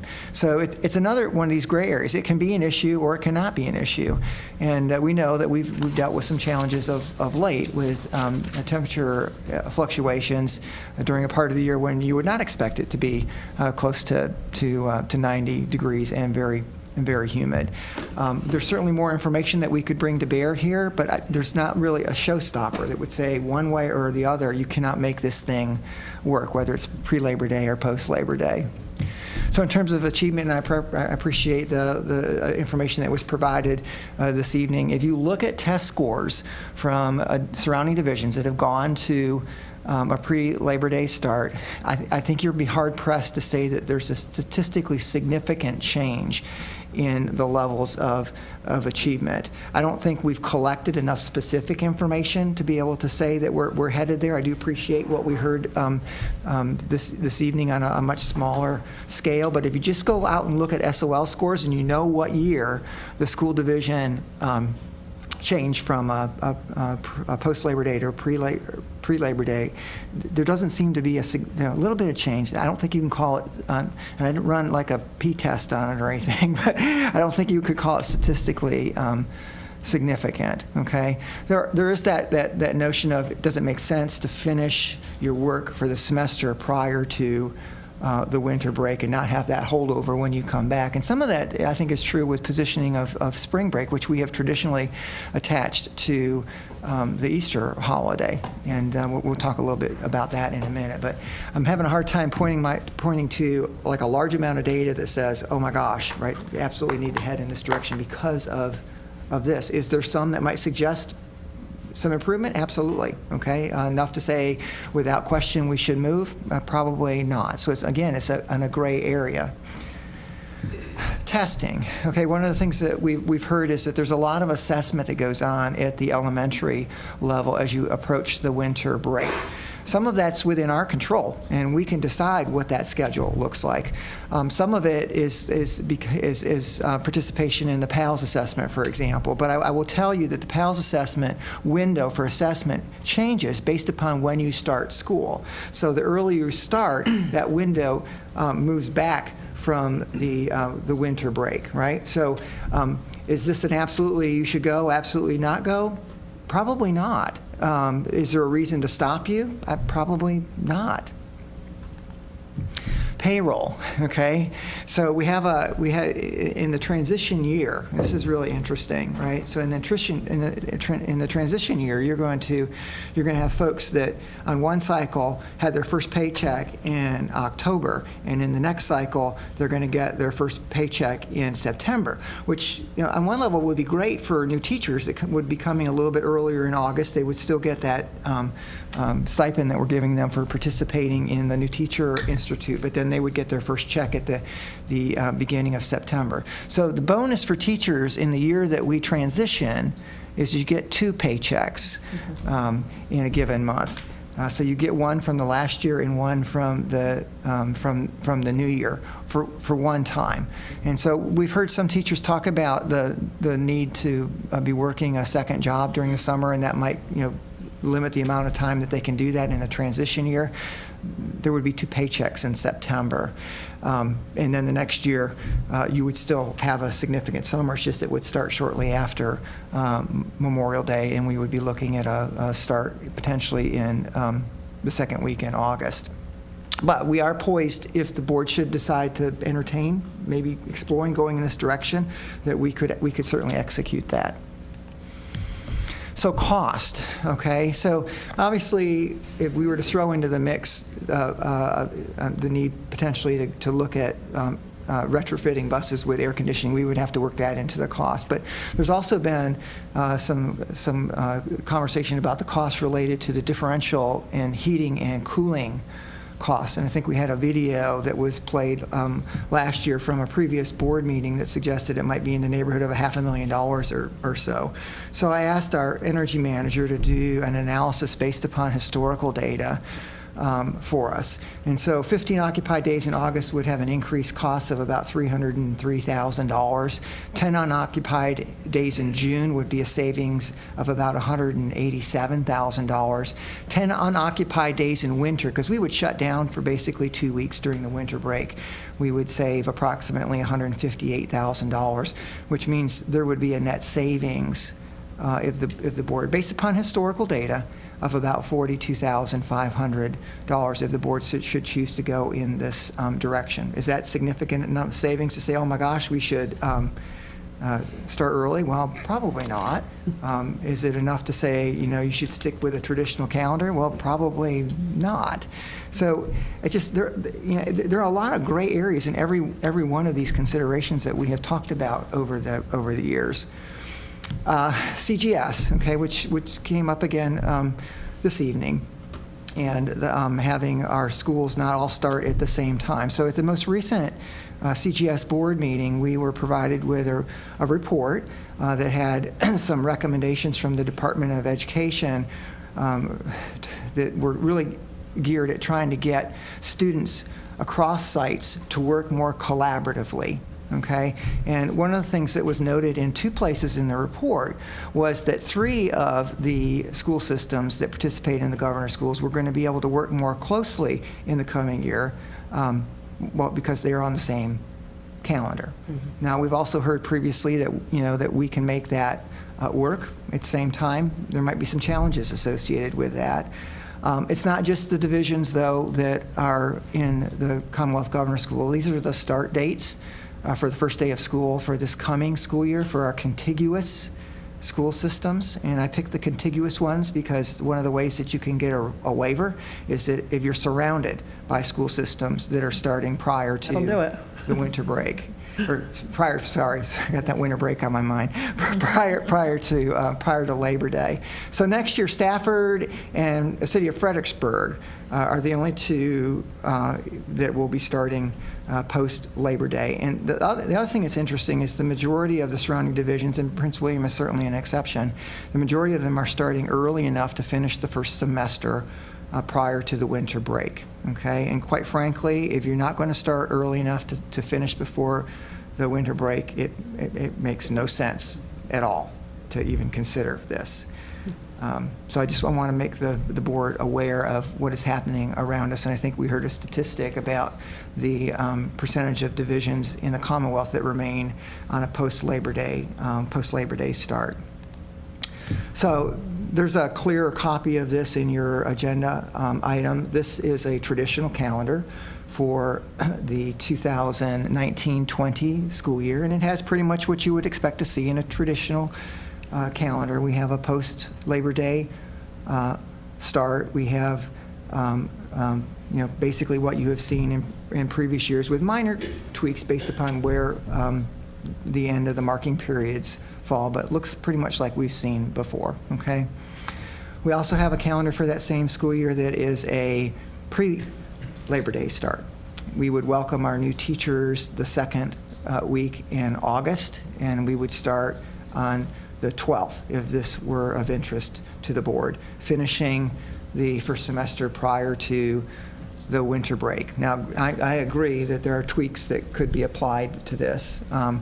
And one of the challenges in terms of getting the work days in there is getting the number of instructional days in so we can say that the semester is done. But that we certainly could go back, if the board is interested in moving in this direction, we certainly could go back and look what changes we would make. And then there's full 2 weeks off at the winter break, and again, we pretty much shut down as a school system, and we recoup some savings based upon historical data and related to heating of our facilities. The other thing that's different about this one is that spring break is moved up into March. So there's a work day at the end of the third marking period for teachers to finish their grading, and then the following week is identified as spring break, so that you have a week off between the third and fourth semester, okay? And we wrap up right near the end of May, around Labor Day. And yeah, there are some things here that are not perfect. And part of the challenge again is making sure we get those instructional days in there, the 180 days of instruction, 90 days per semester, and so that creates some anomalies with where holidays fall.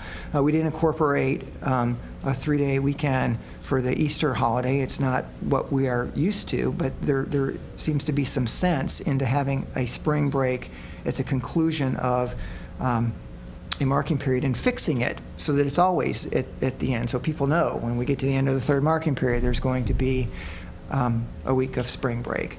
So we've done the same thing for the 2021 year. So we have a traditional post-Labor Day calendar. It looks very similar to the one for 1920. And then also for 2021, we have a pre-Labor Day calendar. So that leaves us kind of at a decision point in terms of moving forward. I would encourage the board to leave this sitting out there for information more than just this meeting. And I think that's something that we have discussed, Ms. Healy. I think it would make sense to have it on the agenda for a couple of meetings, this meeting and another meeting, for information, give board members an opportunity to get additional input. I mean, if there's other information that you would like us to pull together, we certainly can do that. I don't think there is that definitive one thing that's going to say, oh my gosh, we need to go. But I also don't think there's a definitive one thing that says, oh my gosh, we can't move to a pre-Labor Day opening. So, Madam Chair, that concludes my presentation. Thank you, Dr. Benson. Does anyone have any questions? Ms. Egan? Comments? There sort of is one definitive thing for me. I mean, anybody who knows me, who's been watching my vote on this for the past 4 years, whatever it's been, I think Mrs. Hazard and I have been most vocal about it. We support the pre-Labor Day start. I like the calendar the way it is. It looks great, with one exception, and you hit it as your first critique on it, which was the lack of the teacher work day. I want to give something back to the teachers, and making them work on their break time isn't a gift; it's a punishment. So I really would like to see that a day put back in before, if we can find some way to make that happen. It's a day. So. I think that would mean a lot to them. Otherwise, I think it's great. All my parents, all of my teachers in my district have supported this. They support it this time, and I'm going to be supporting this when it comes up for a vote. Thank you. Any other comments, questions? Ms. Young? We can go either way. Yeah. Well, so my experience, and it's not from here, but my schooling has been 11 months in a year, so definitely more school to me is better preparation for the kids. Thank you. Dr. Chase? I just wanted a point of clarity on the 10 days of no heating. Reduced heating. So it's reduced heating. But don't we currently do 7 days of reduced heating? So is that just the savings for the 3, or are we counting the days that we currently? Do you know what I mean? Yeah, I would have to get Mr. Shrimp to provide some additional information about that. I got the summary report from him, but I'm very confident. I don't think it would change a huge amount, but I just for clarity. Okay, thank you. Ms. Decatur. I guess the only thing that I would like to see sometime between now and when we, do go to vote is potential costs for retrofitting these buses if we were to go down that path, please. Thank you, Ms. Hazard. I think the point's been raised about the teacher workday and kind of like when grades are due. I think just sort of clarifying how that fits on top of the calendar so that, and I would invite, I know it sounds like you've talked to the teacher advisory group, but if they even have suggestions about that of, is it when grades are due, whatever, because I can at least speak to this year and I won't, the midterms and that mess in January, but I will say as having a senior this year, having grades due to colleges, that was a tight call this year, and I know a lot of them missed those deadlines. And granted, they go to the schools and they say that, but when you're competing sometimes, my daughter was thrilled where she was going, but for some that are really competing for spots, needing those grades early is pretty critical. So I think the grading and some of that, just discussing that to make sure we're good. That's why I didn't get into the Okay, Mr. McOsker. Okay. No, it's a good brief and good points by the board. There's pros and cons, and that's kind of how I look at it, and that's how I've always looked at it, and I've always voted against it, a pre-Labor Day start. And so the costs are concerning. Throwing the kids on the bus early in August are concerning. Retrofitting. In the wintertime, you just can't shut the building down, and that was a good question. You just can't shut the building down for 2 weeks and then come back to a 42-degree building, because then it'll take 2 weeks to heat back up and the kids will be freezing. So there will have to be some ongoing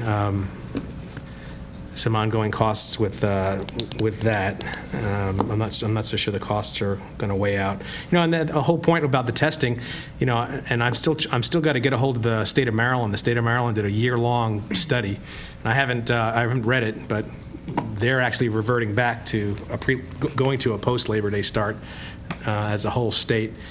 But some other information that I'd like is the waiver issue. The waiver issue is very tricky because the state of Virginia only allows this if every single division, from what I understand, every single division around you landlocks. Right now, we're not landlocked because Fredericksburg City is still on a post-Labor Day start, so we don't meet that waiver.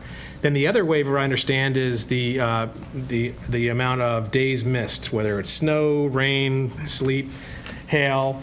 So I'd like to see that waiver, because I think what we don't want is, right now, we have to have a waiver, and the waiver has to be submitted a year out.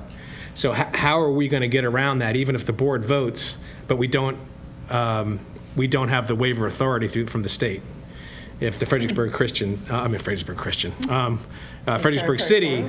City stays the way it is. So that's a concern, and then teacher work day is a concern for me. Getting out cleanly before the break with testing, that makes once again, it makes sense in the briefing slides. However, we can't point to any data points that show that it's actually beneficial to the kids. So anyway, show me it's better for the kids, and I think we've beat that drum that it's not. So the early Labor Day. So just to change, I'm not so sure that's such a good idea, but I'm willing to hear the data. Thanks. Thank you, Mr. McOsker. I would like to follow up on Dr. Chase's question with respect to the dollars, because there are 8 days, I'm looking at pink in the calendar, 8 weekdays on the post-Labor Day and 10 on the on the pre-Labor Day. So it seems like the maximum savings would be potentially from 2. So and I appreciate you saying it was, and I'll just paraphrase, marginal savings and not something that's going to make a significant difference in the final decision. But I just think that, the transparency, we should have some, an accurate figure there on the cost. And I'd also like to follow up on the waiver issue. I think we need to have information as a board as to how that would be addressed. We certainly don't want to approve something that's not in conformity. I'm not suggesting that the surrounding county waiver would be the path to go. I mean, if you look at the majority of the counties that are to the west of 95, they start prior to Labor Day, and they have for a long time. Right, and I have no idea how they got their waivers, but if Stafford County is going to be considering it, I'd like as a voting member to make sure that I have the authority to approve something, even if it's going to be contingent on the grant of a waiver. And I think those who know me know in the past I've always supported the post-Labor Day. I'm certainly open to, listening, but I would appreciate the affected parties, the parents and students in the community, if they have any input to share that with us. Now, how does the board feel about putting this on for information again at the next meeting and then bringing it for a vote on the second meeting in June? Does that work for everyone? I think that, will give us, and we had talked to Dr. Benson when we were putting the agenda together, that we didn't, Mr. McOsker and I thought that the board might want some more time to, be able to gather input on this, because, every time we vote on this, we have some of the same people in the community, but we have new members as well. And I think we need to hear from everyone. Although those numbers were very telling. I mean, it was pretty darn close to half and half. It was, and that's amazing. I suspect that the board might be split somewhat in terms of where we may land, and I just asked the board to look very closely at this. I think that we're going to be an outlier over time if we don't move in this direction at some point. I do think there are some general benefits that we probably cannot quantify, but we'll discuss it in the coming weeks. Well, I'm not concerned about being an outlier, because I think Stafford County has always prided itself on doing what's best for our community and our schools. So, hopefully we'll come to a decision that meets the needs of the community as well as the schools. But I really appreciate your presentation. Brief. And I think it was very clear that there really isn't any compelling data for either side here. So I appreciate that, because in the past, when this issue has come to the board, very often it's been, there's all these, benefits, and then it was sort of like popping the balloons, and they kind of, went away. Well, anyway, that brings us to the next item, which is establish school board's legislative priorities, 10.03. Now, who wants to, Mrs. Hazard, do you want to address this? I know it's getting late, and we do have a closed session, unfortunately, after this. So, primarily this is brought because of the email we received from the Board of Supervisors asking for our input fairly early in June. And so the Legislative Committee, I believe, Missy, are we meeting June 4th? Is that correct? Okay. But they're asking for input, I believe it's the 8th or the 9th, and I'm sorry not to have the date right in front of me. It was really, I thought, for an opportunity to kind of get from the board, is there something we're totally missing? I was going to throw out a couple options of things I thought the Legislative Committee, so I feel like we are kind of being asked to give something before we would pass our adopted legislative priorities, so I just wanted to give some guidance. As you all may know, the cost to compete remains on there, school nurses, some of the reciprocity for teachers and permitting. I think those are some things we're going to discuss more with Ms. Boatwright and Dr. Benson at that meeting. I had a couple suggestions just to throw out and see if there's anybody that finds these want to be added. I would say social workers as the SOQs, maybe special education, ESL, based on what was read on the superintendent search. ESL came up an awful lot, so I thought that might be one. And I think we should actually talk about pre-K funding from the state. I think we need to crack that nut and begin to bring that to the board. So, and maybe security, but those would be some of the additions I would think. But the pre-K, I think, would be a great thing for spring. When do we have to have this? I mean, do we have time to have this at the next meeting? I don't think we're really in a position to do too much tonight to establish priorities. We could definitely type something up and send it to Missy, though.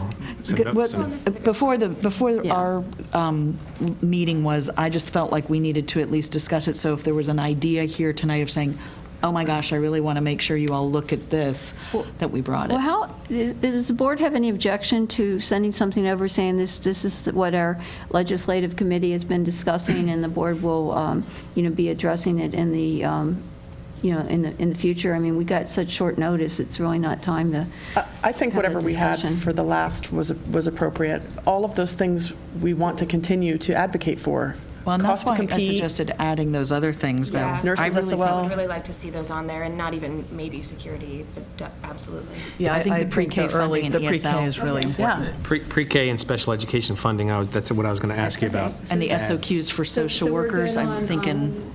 We're going to take in what we had last time, adding pre-K funding and the. This was just sort of a polling for the board to be aware that we were requested. I just didn't want anybody to Pam's feel getting bad. nervous, looking around. The only. Is there anything, I don't know, is there anything, did you find anything for ESOL?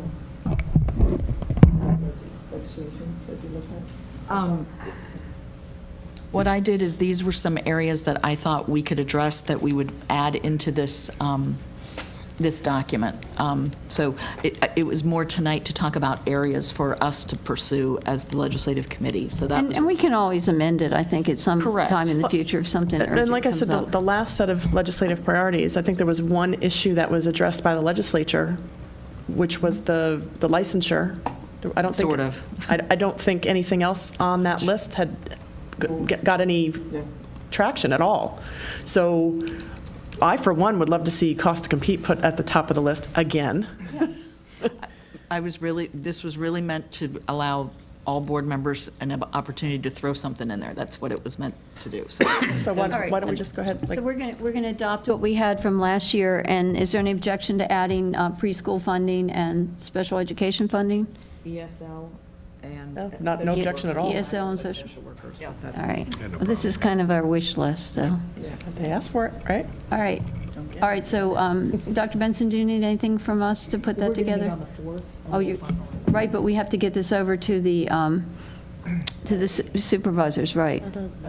Okay, so who's it going to come from? Can we have? Circulate it after we meet on the 4th. Okay, and I suggest, since we're not going to have another meeting before then, that we, once we, unless we have anything to add to it, that we have it go from Dr. Benson to Mr. Foley. And this is, per the board's discussion. And I would suggest that we say that we reserve the right to, not reserve the right, but we may amend it in the future if we, if we identify any additional significant Ms. Healy, items. we could put initial legislative. Wow. All right, so the committee will get it circulated to the board. The board can send any comments. I'd suggest the board send any comments to Dr. Benson, because he's the one that's going to be putting it all together. And then if there are any significant comments, then the committee will have to address them. Okay. All right, moving right along. Oh, my goodness. 10.04, oh my gosh, this is the one we did not get to in our work session. Darn. Approve funding for the FY18, FY19 infrastructure project list using FY18 operational savings. And I believe Mr. Haran had some changes to this. Did you say briefly?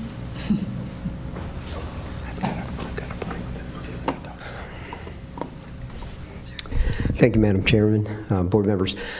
So you're right, we did not get to it in the work session. And it certainly needs some time for the board to dialogue and discuss these items, which are all important.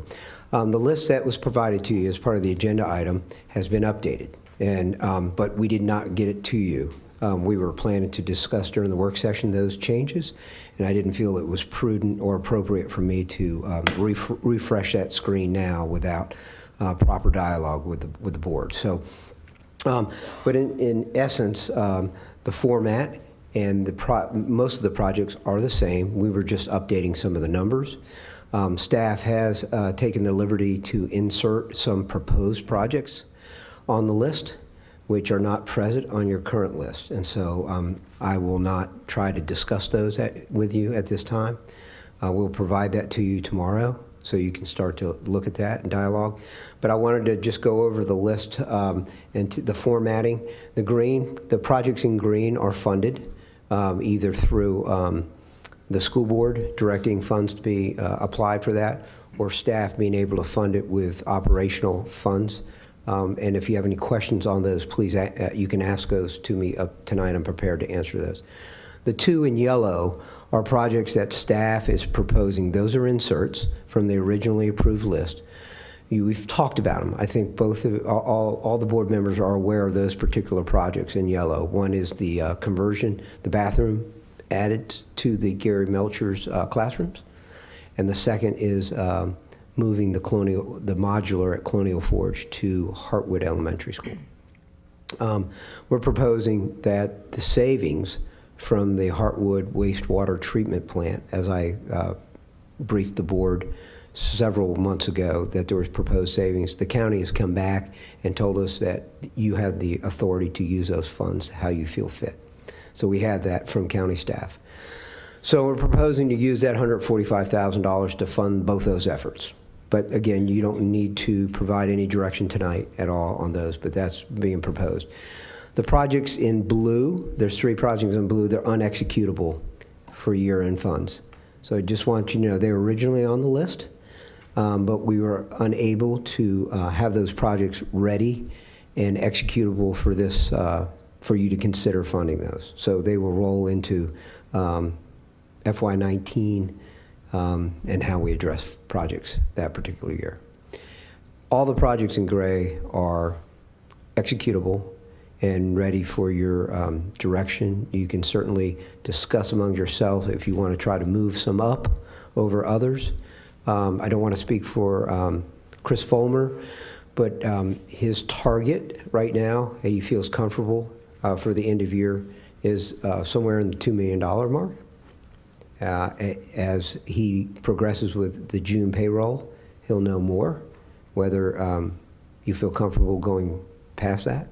But that is kind of the, if we had to draw a line right now, staff would be recommending the $2 million mark. Anything that's above that line would be probably funded if you approve that. Anything below it, the probability of funding is questionable. Does that make sense?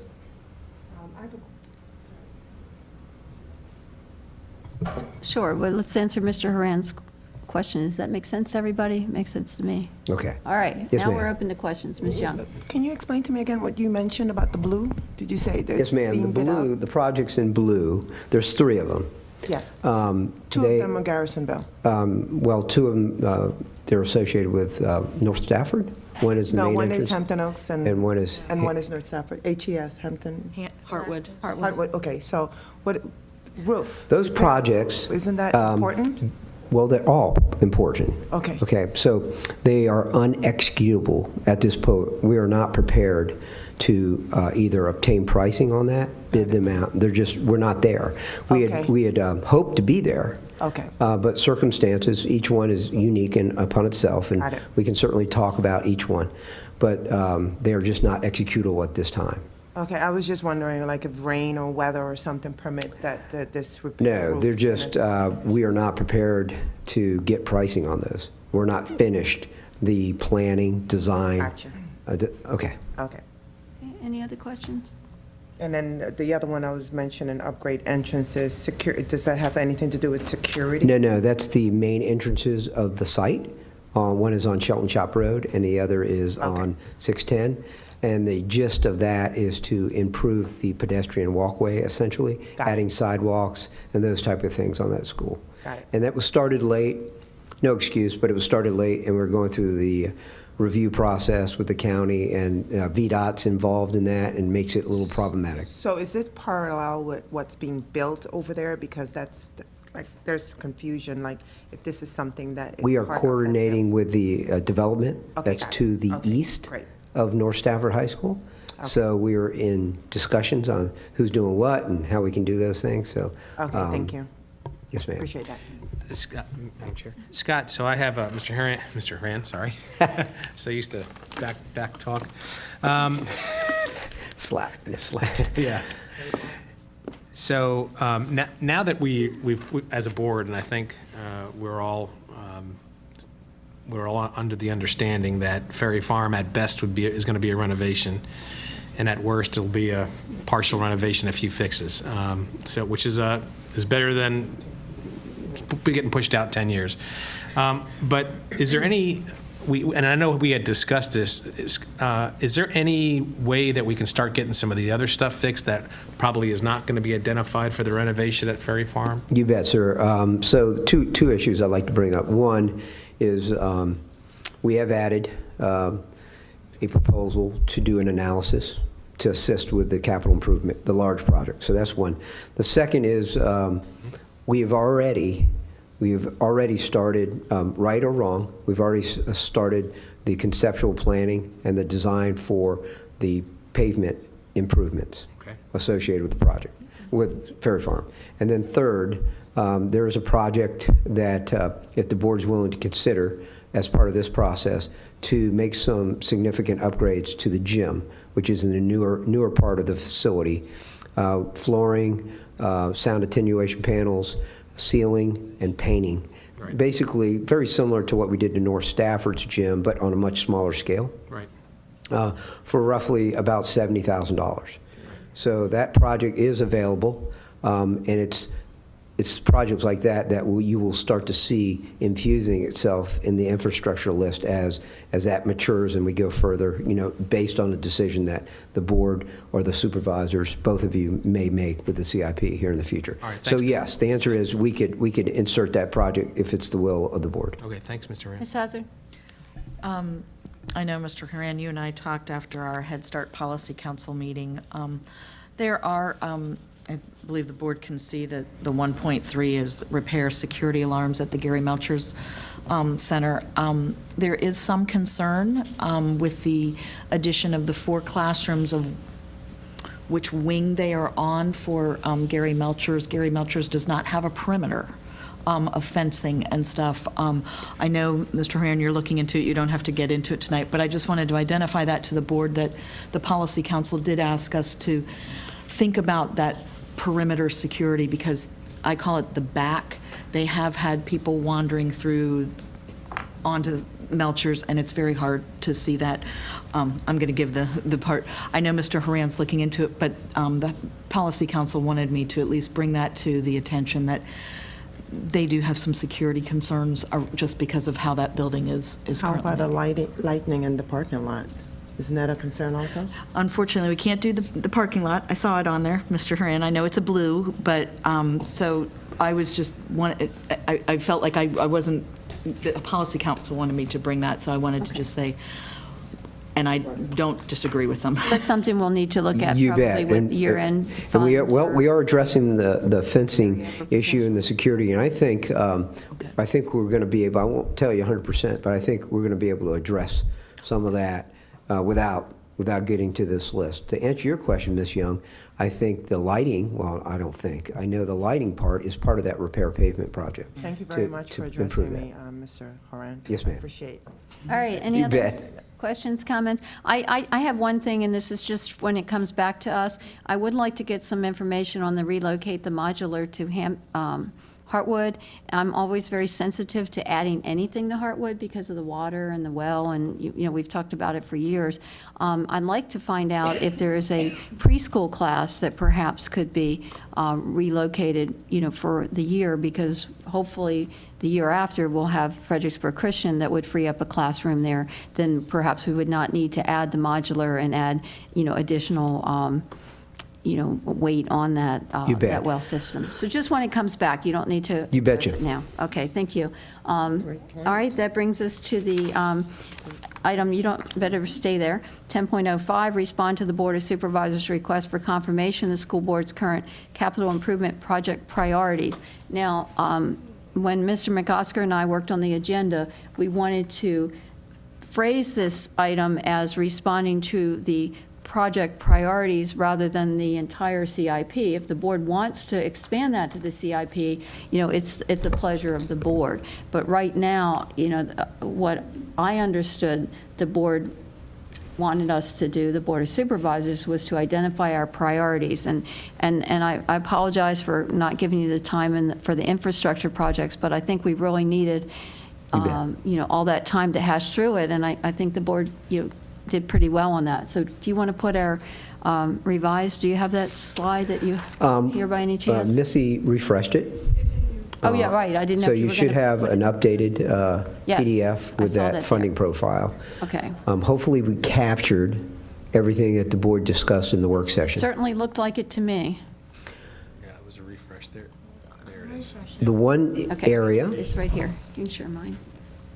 the one area that we didn't have to venture into is identifying cash carryover, proposed carryover for the Fredericksburg Christian design piece. So that's Right, but we reasonably expect to have $1 million in carryover. I mean, we've never had less than $1 million in carryover. And the board could choose in to my 19 years here. ask to use that any way they want. Right. But we have identified $430,000 of potential carryover for Ferry Farm to supplement that 400. Right. So that's the only difference from what I believe the board asked us to do. We didn't need to add that 500,000 for the Fredericksburg Christian. Does that make sense? Oh, so we only need to add That's right. 430? That's right. Yes, ma'am. Yes, Well, ma'am. Because when the cost came down from 11 million to 6 million, the cost of the design was proportional to that, and so it shrunk by a certain amount. All right. So is it the pleasure of the board to send over to the supervisors our priorities, which I would interpret being FY19 and FY20, or the entire CIP? We can go either way. Does anybody have any strong feelings one way or the other? Given we don't have a CIP that belongs to the school board, because we don't have a process that works anymore, I would suggest that, and this is on for information, is that right? Well, it's on for information, but we need to get it to them before their meeting. Their capital improvement approval meeting June 5th. is June 5th. So even though it's on for information, we need to come, if we want to get our input over there, it's going to have to be there before June 5th. What is your suggestion? Well, I'm willing to, it's our CIP now. It's ours. So I'm going to vote on it if we have to vote as our CIP. Okay. I'm still dumbfounded at the way everything just kind of unraveled 6 months ago. And I'm going to continue to say that until it's not unraveling anymore and we're back operational and functional. But I mostly want to apologize to our parents, our taxpayers, for not having a voice in any of this at this point, because if this had been our CIP, we would have held public hearings on it, and we would have given them an opportunity to come in and say, hey, we want Fredericksburg Christian to be used for our preschool programs to free up space in our elementary schools. They would have had a voice, and they don't have a voice the way this whole thing unraveled. So my apologies to our parents. Hopefully next year we won't be in this position. But I would fully support sending this over as our CIP. Yes, Mr. Cater. I would echo that I would prefer to vote on this as our CIP with the understanding that we're sending this over as ours, and the Board of Supervisors, as at this point, still has the final say in approving the county's CIP, as I understand it.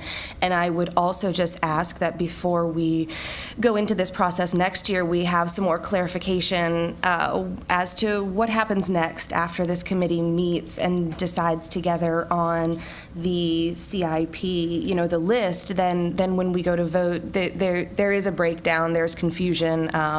The Board of Supervisors still owns this document, so again, yes, I would approve it as our CIP, you know, tonight and send it over for their final. But I'd really like to see some clarification in the rest of this process for the next few years if we're going to continue to do it this way. Thank you. Any other comments, Dr. Chase? Are these just comments about whether we're voting or not, or is this? Well, any comments that you have, but we do need to make a decision if we want to send something over, which I would urge this board to send something over so our voice will be heard, but what it'll be. So I've heard, you know, two for the sending it over as the school board's proposed CIP. So for me, or maybe we should say it the school board's component of the county CIP. Right. So I won't be supporting this, so I don't know if this is the time for me to explain why I won't be supporting it. Okay. Sorry, I thought you was done. No, sorry. Yeah. I think she wants to explain. Yeah. So for me, what I'm would just reiterate the point that Ms. Egan made, which is that we have not heard from the public. But for me as a new board member, what I'm seeing is we approved $3 million for A.G. Wright and Garrisonville Elementary. We have a $36 million new elementary school opening in the north at Moncure, and now we are proposing spending $17 million on Fredericksburg Christian. That comes to a total of $56 million going to the northern end of this county and only $10 million going to Ferry Farm Elementary or the southern end of the county. So I won't be supporting it. Thank you. Okay, thank you. Mr. McOsker? Sure, and I appreciate. I thought I was next. Oh, go ahead. We're going to go down the line. Go ahead, Ms. Okay, No, go ahead. You can go next. I jumped out of order. No. Go ahead, Ms. Young. Let Ms. Young go. You can I'll wait. yield. Go. I'll yield to Ms. All Young. he's going to say is Ferry Farm. Go. I was kidding. So we discussed column 1 and 2 alone today, and this came over to us. I won't be voting on this whole thing because I still need clarification on the other columns. This did not come from us specifically, and I veto or second what Ms. Egan said. This is not ours. And I want to stay away from us discussing north and south. We need to start talking about the whole county, all the students, all the schools as one. We need to speak in one voice. And so until then, we can't be taken serious at the other end. But the Board of Supervisors, and they're sending us things that we have to approve. We didn't do this. This is not ours. So I'm not going to vote for this. Okay. Ms. Hazard? Sure. I'll be honest, I am somewhat conflicted, but I'm trying to, in my mind, sort out and step away from the process which is broken and look at what items the school board asked. Our priority list stated all of these items, and at least they're on for a 10-year window. I do believe that the school board should be a part. I know that we can argue that, yes, the county does the bonding, but it is using VPSA bonds. There's things. I do think that the boards should be in partnership on this financial responsibility because part of it is informing our parents and our students about what the future is. High School 6 coming in the fall of 2025. At one point, it was 2029. Elementary School 18, fall of 2027. That has moved up.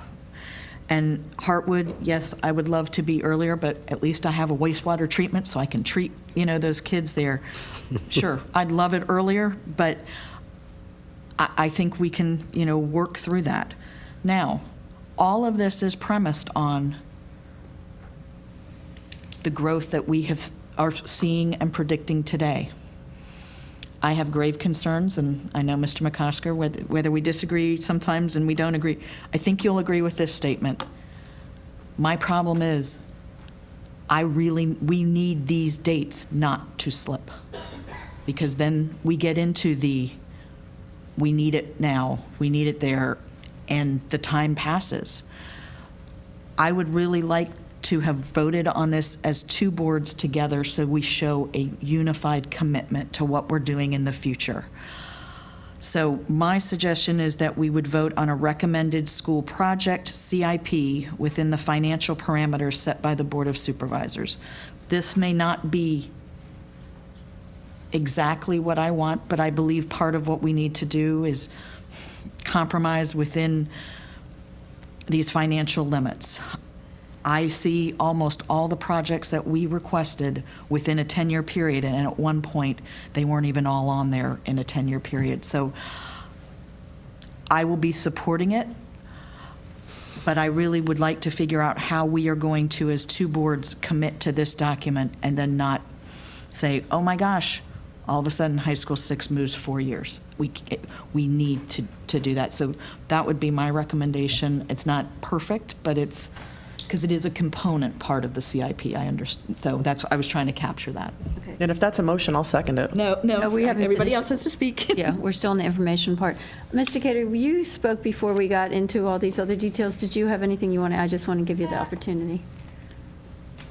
No, I guess so, since you asked. I'm trying to be fair. Thank you. I know it's getting late. The only thing I wanted to add was that we had this kind of work session where we worked on this, and my concern is that if we don't come together as a board to approve something tonight, it will be approved in the original way that it was sent over to us by the Board of Supervisors without our input that we just did in our work session. So that's the only thing I would caution. And just to remind everyone that this is a working document that has the ability to change each year. Of course, we don't want to see it, but that's the only thing that I would add. Okay, thank you. And Mr. McOsker? Sure. Yeah, just quickly, I'll support it as it goes forward. And, knowing that, before this process, Ferry Farm was on for a rebuild to the tune of $40-some-odd million before the new CIP process that Ms. Egan speaks about that broke down. Well, the first breakdown was pulling it off the CIP, right? But, well, yeah, I know, but so it went off the CIP and went back on the CIP. And so, Moncure, that was estimated at $23 million to be equivalent with all the other renovations like Grafton Village, as Dr. Chase brought up, is kind of like the right amount to get the school up to where it should be. 20 million, 18 million, 19 million. So, I'm bending over backwards at trying to get something for Ferry Farm, and it looks like there's something on there. There's $10 million for FY19 and 20. It's not $23 million.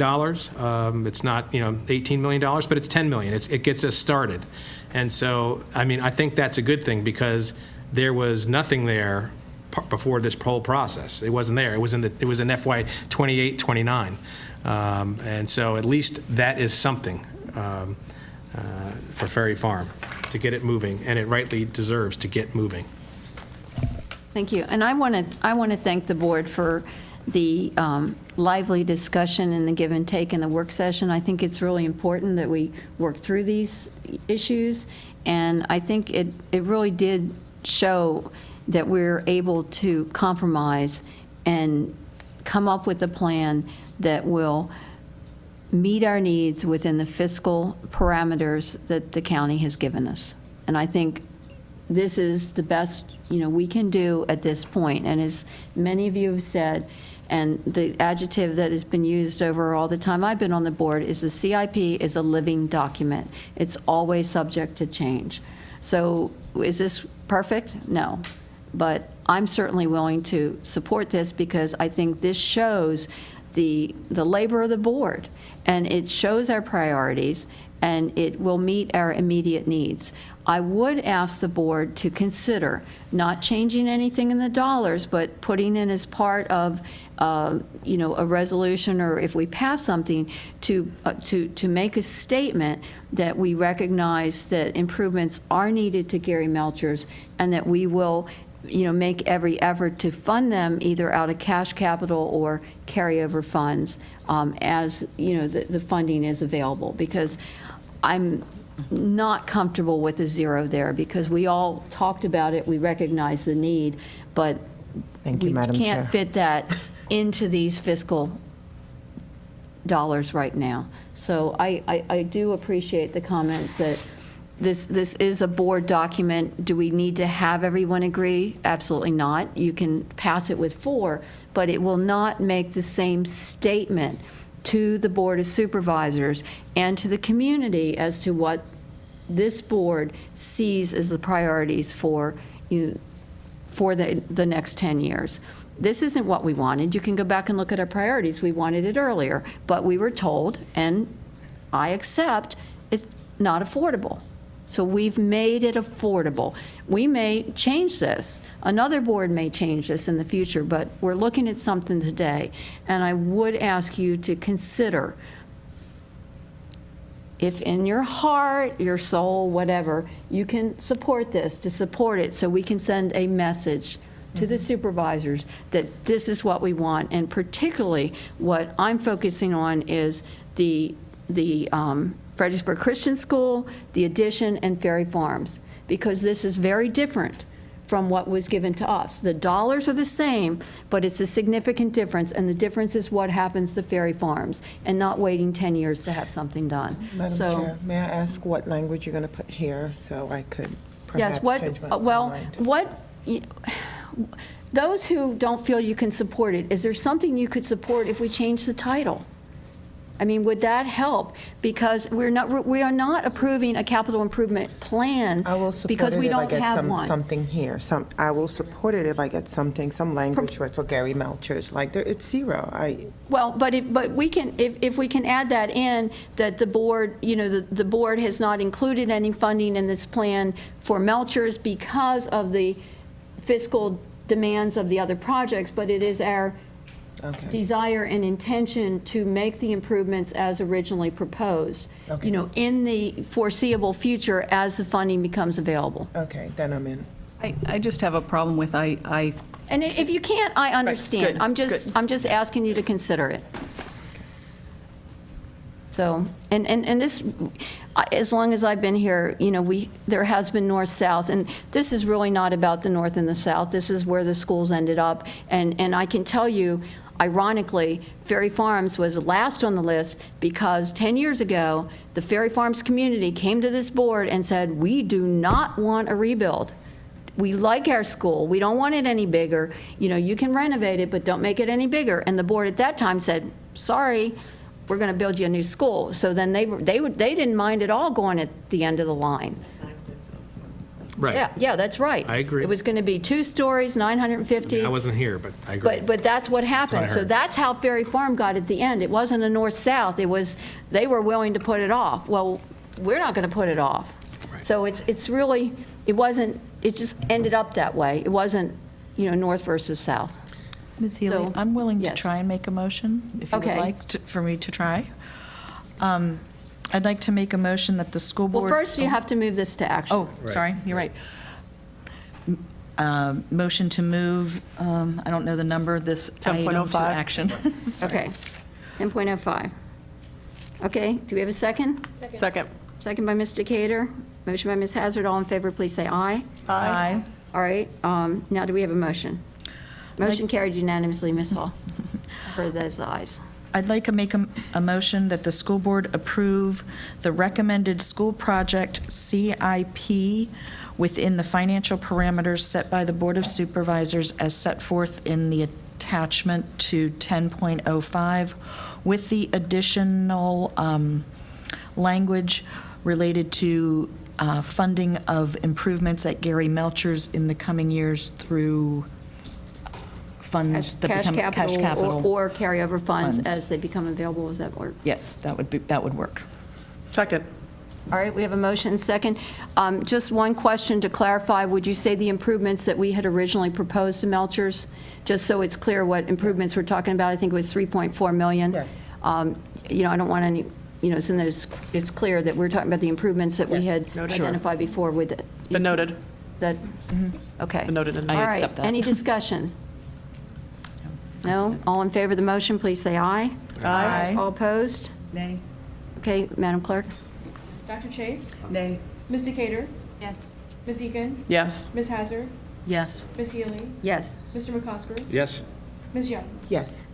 Madam Chair, motion passes 6-1. All right, and thank you all for all the work and the pain and suffering that went into this. But Ms. Healy? hopefully we'll be successful. Perhaps we could make the name of that document, how the motion was carried, that this title could be changed to that. Oh, yes, of I think that course. would be the way to do it. Okay. And the word constraints, I like that better than parameters. But that's just, You just That's track It's okay. track the motion that Ms. Hazard made for that language. If you can just, when you're typing that up, just track that language. All right, now we need to get that over to the supervisors, and any objection to having Dr. Benson send that to Mr. Foley, and tomorrow when Mr. McOsker and I have our meeting with the chair and vice chair of the Board of Supervisors, we will share it with them as well. Okay? All right. Well, that brings us to the next school board meeting, June 12th at 7 p.m. However, we just talked about a work session at 5:30. Oh, actually, it won't be a work session, it'll be a special called meeting because we'll have to go in closed session to discuss the personnel issues with their consultant for the superintendent search. We have a motion for closed session. Yep, I move that the Stafford County School Board convene a closed meeting pursuant to the personnel exemption at Section 2.237A1 Code of Virginia to discuss and consider a personnel matter. Do we have a second? Second. Second, all in favor? Aye. Aye, we're here, now in closed session. Pam, if you have to go, you can go.